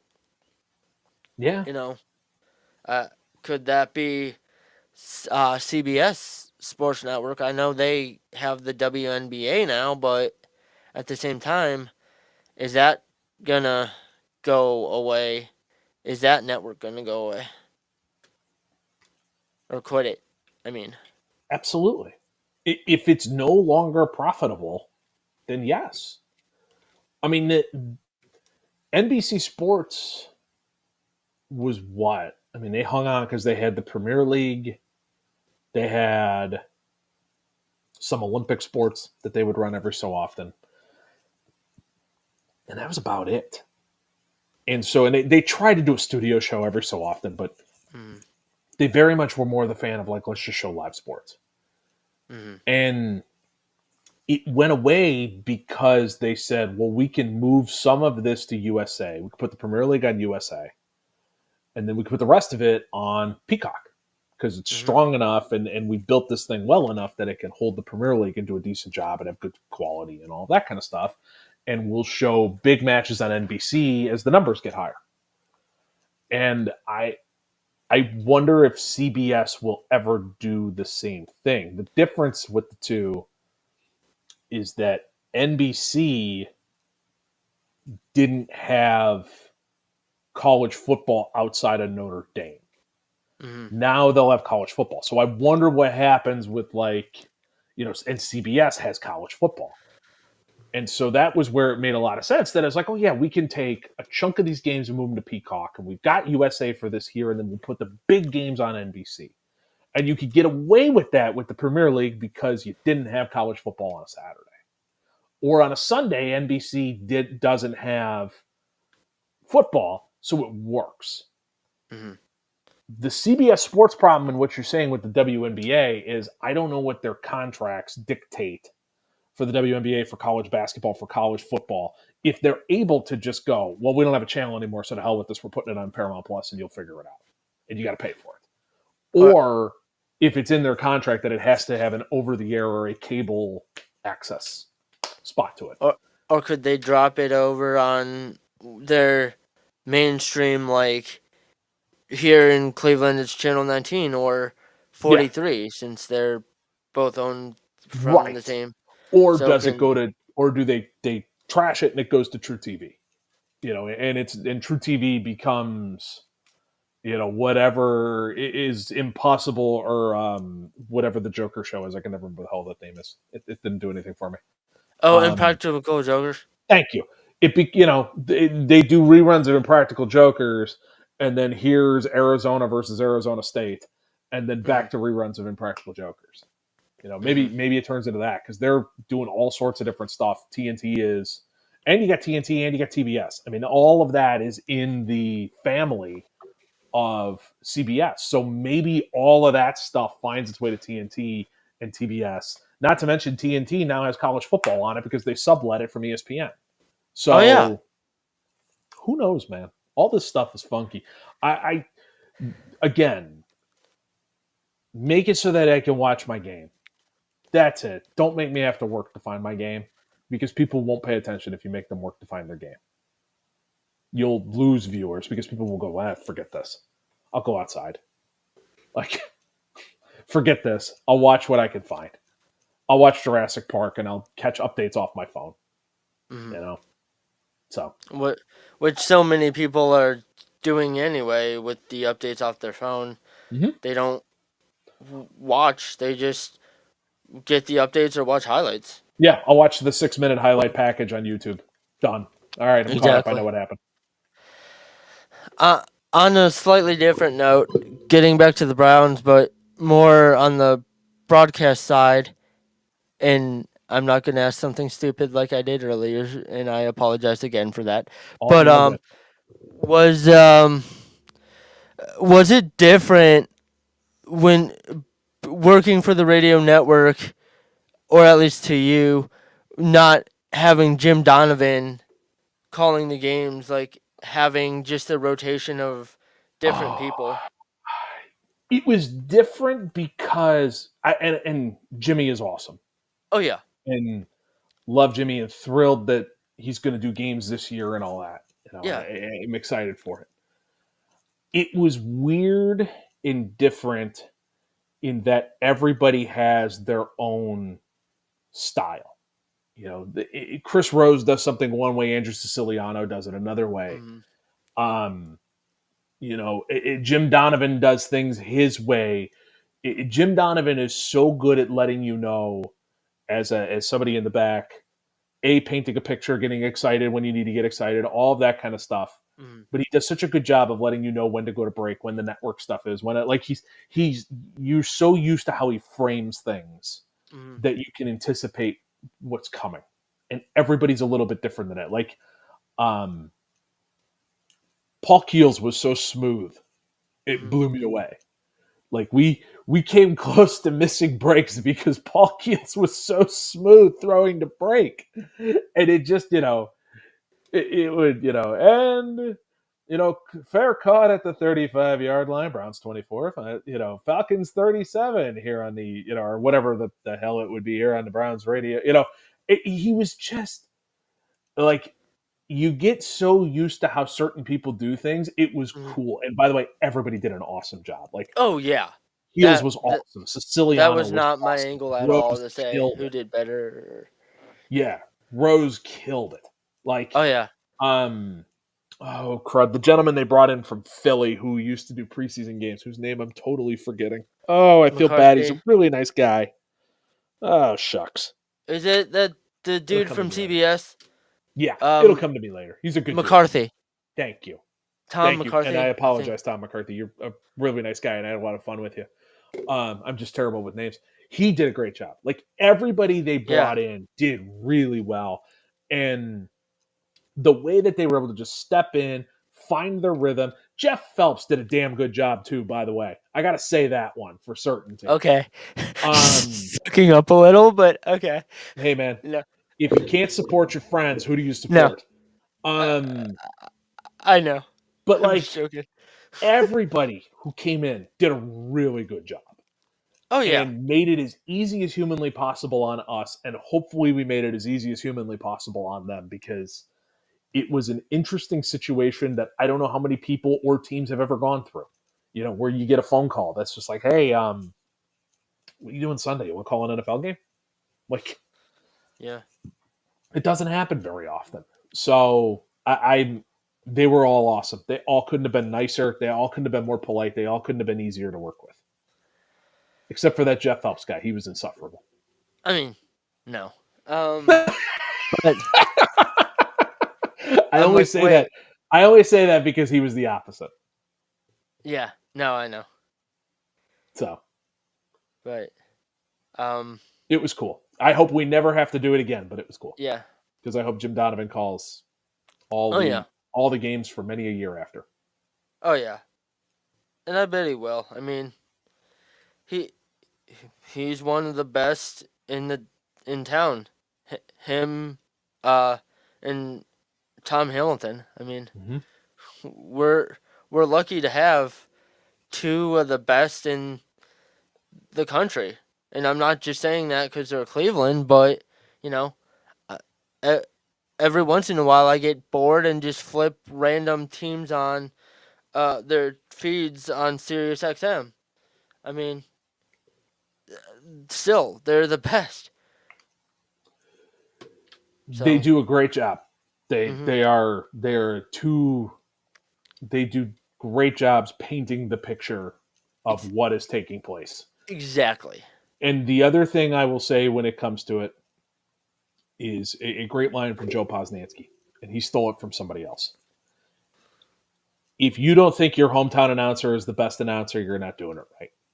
hmm In the same way that if your favorite burger isn't from your hometown, something went wrong.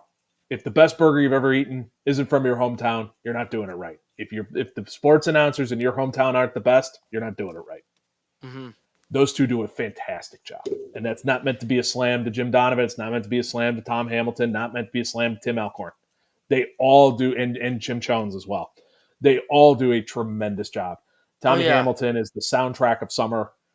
Jim Donovan is the soundtrack of Sundays, and the soundtrack of winter and spring fall very simply onto the shoulders of Tim Alcorn. So, I I completely forgot about him. I mm-hmm. mean, Hell, I'll he's throw Tony Brown in there too from the Monsters. He does a darn good job. And yeah. calling hockey is a pain. I bet So, because it's so. Uh, I mean, to me it would be kind of boring. Like you have to make the game way more interesting because the few times you actually get a goal, the rest of the time make you have to draw people to still keep listening or watching whatever. yeah, Um, so I mean, yeah, hockey. I wish Cleveland had an arena football team still. those were fun. Yes, the championship game, even though the Gladiators got destroyed in that game, it was still really fun. So, but anyway, with that, thank you so much for joining. Of course, man. I think it's time to wrap up. So, Yeah, I think I've kept you long enough. yeah. Anyway, thank you everybody for listening. Thanks again, Dan, for joining. Of course, typical me, I don't do resets for people who join in the middle of the show. So, for those of you still listening, I've been talking to Dan Menningen from 92.3 The Fan. Thanks again, Dan. Uh, have a good night, everybody.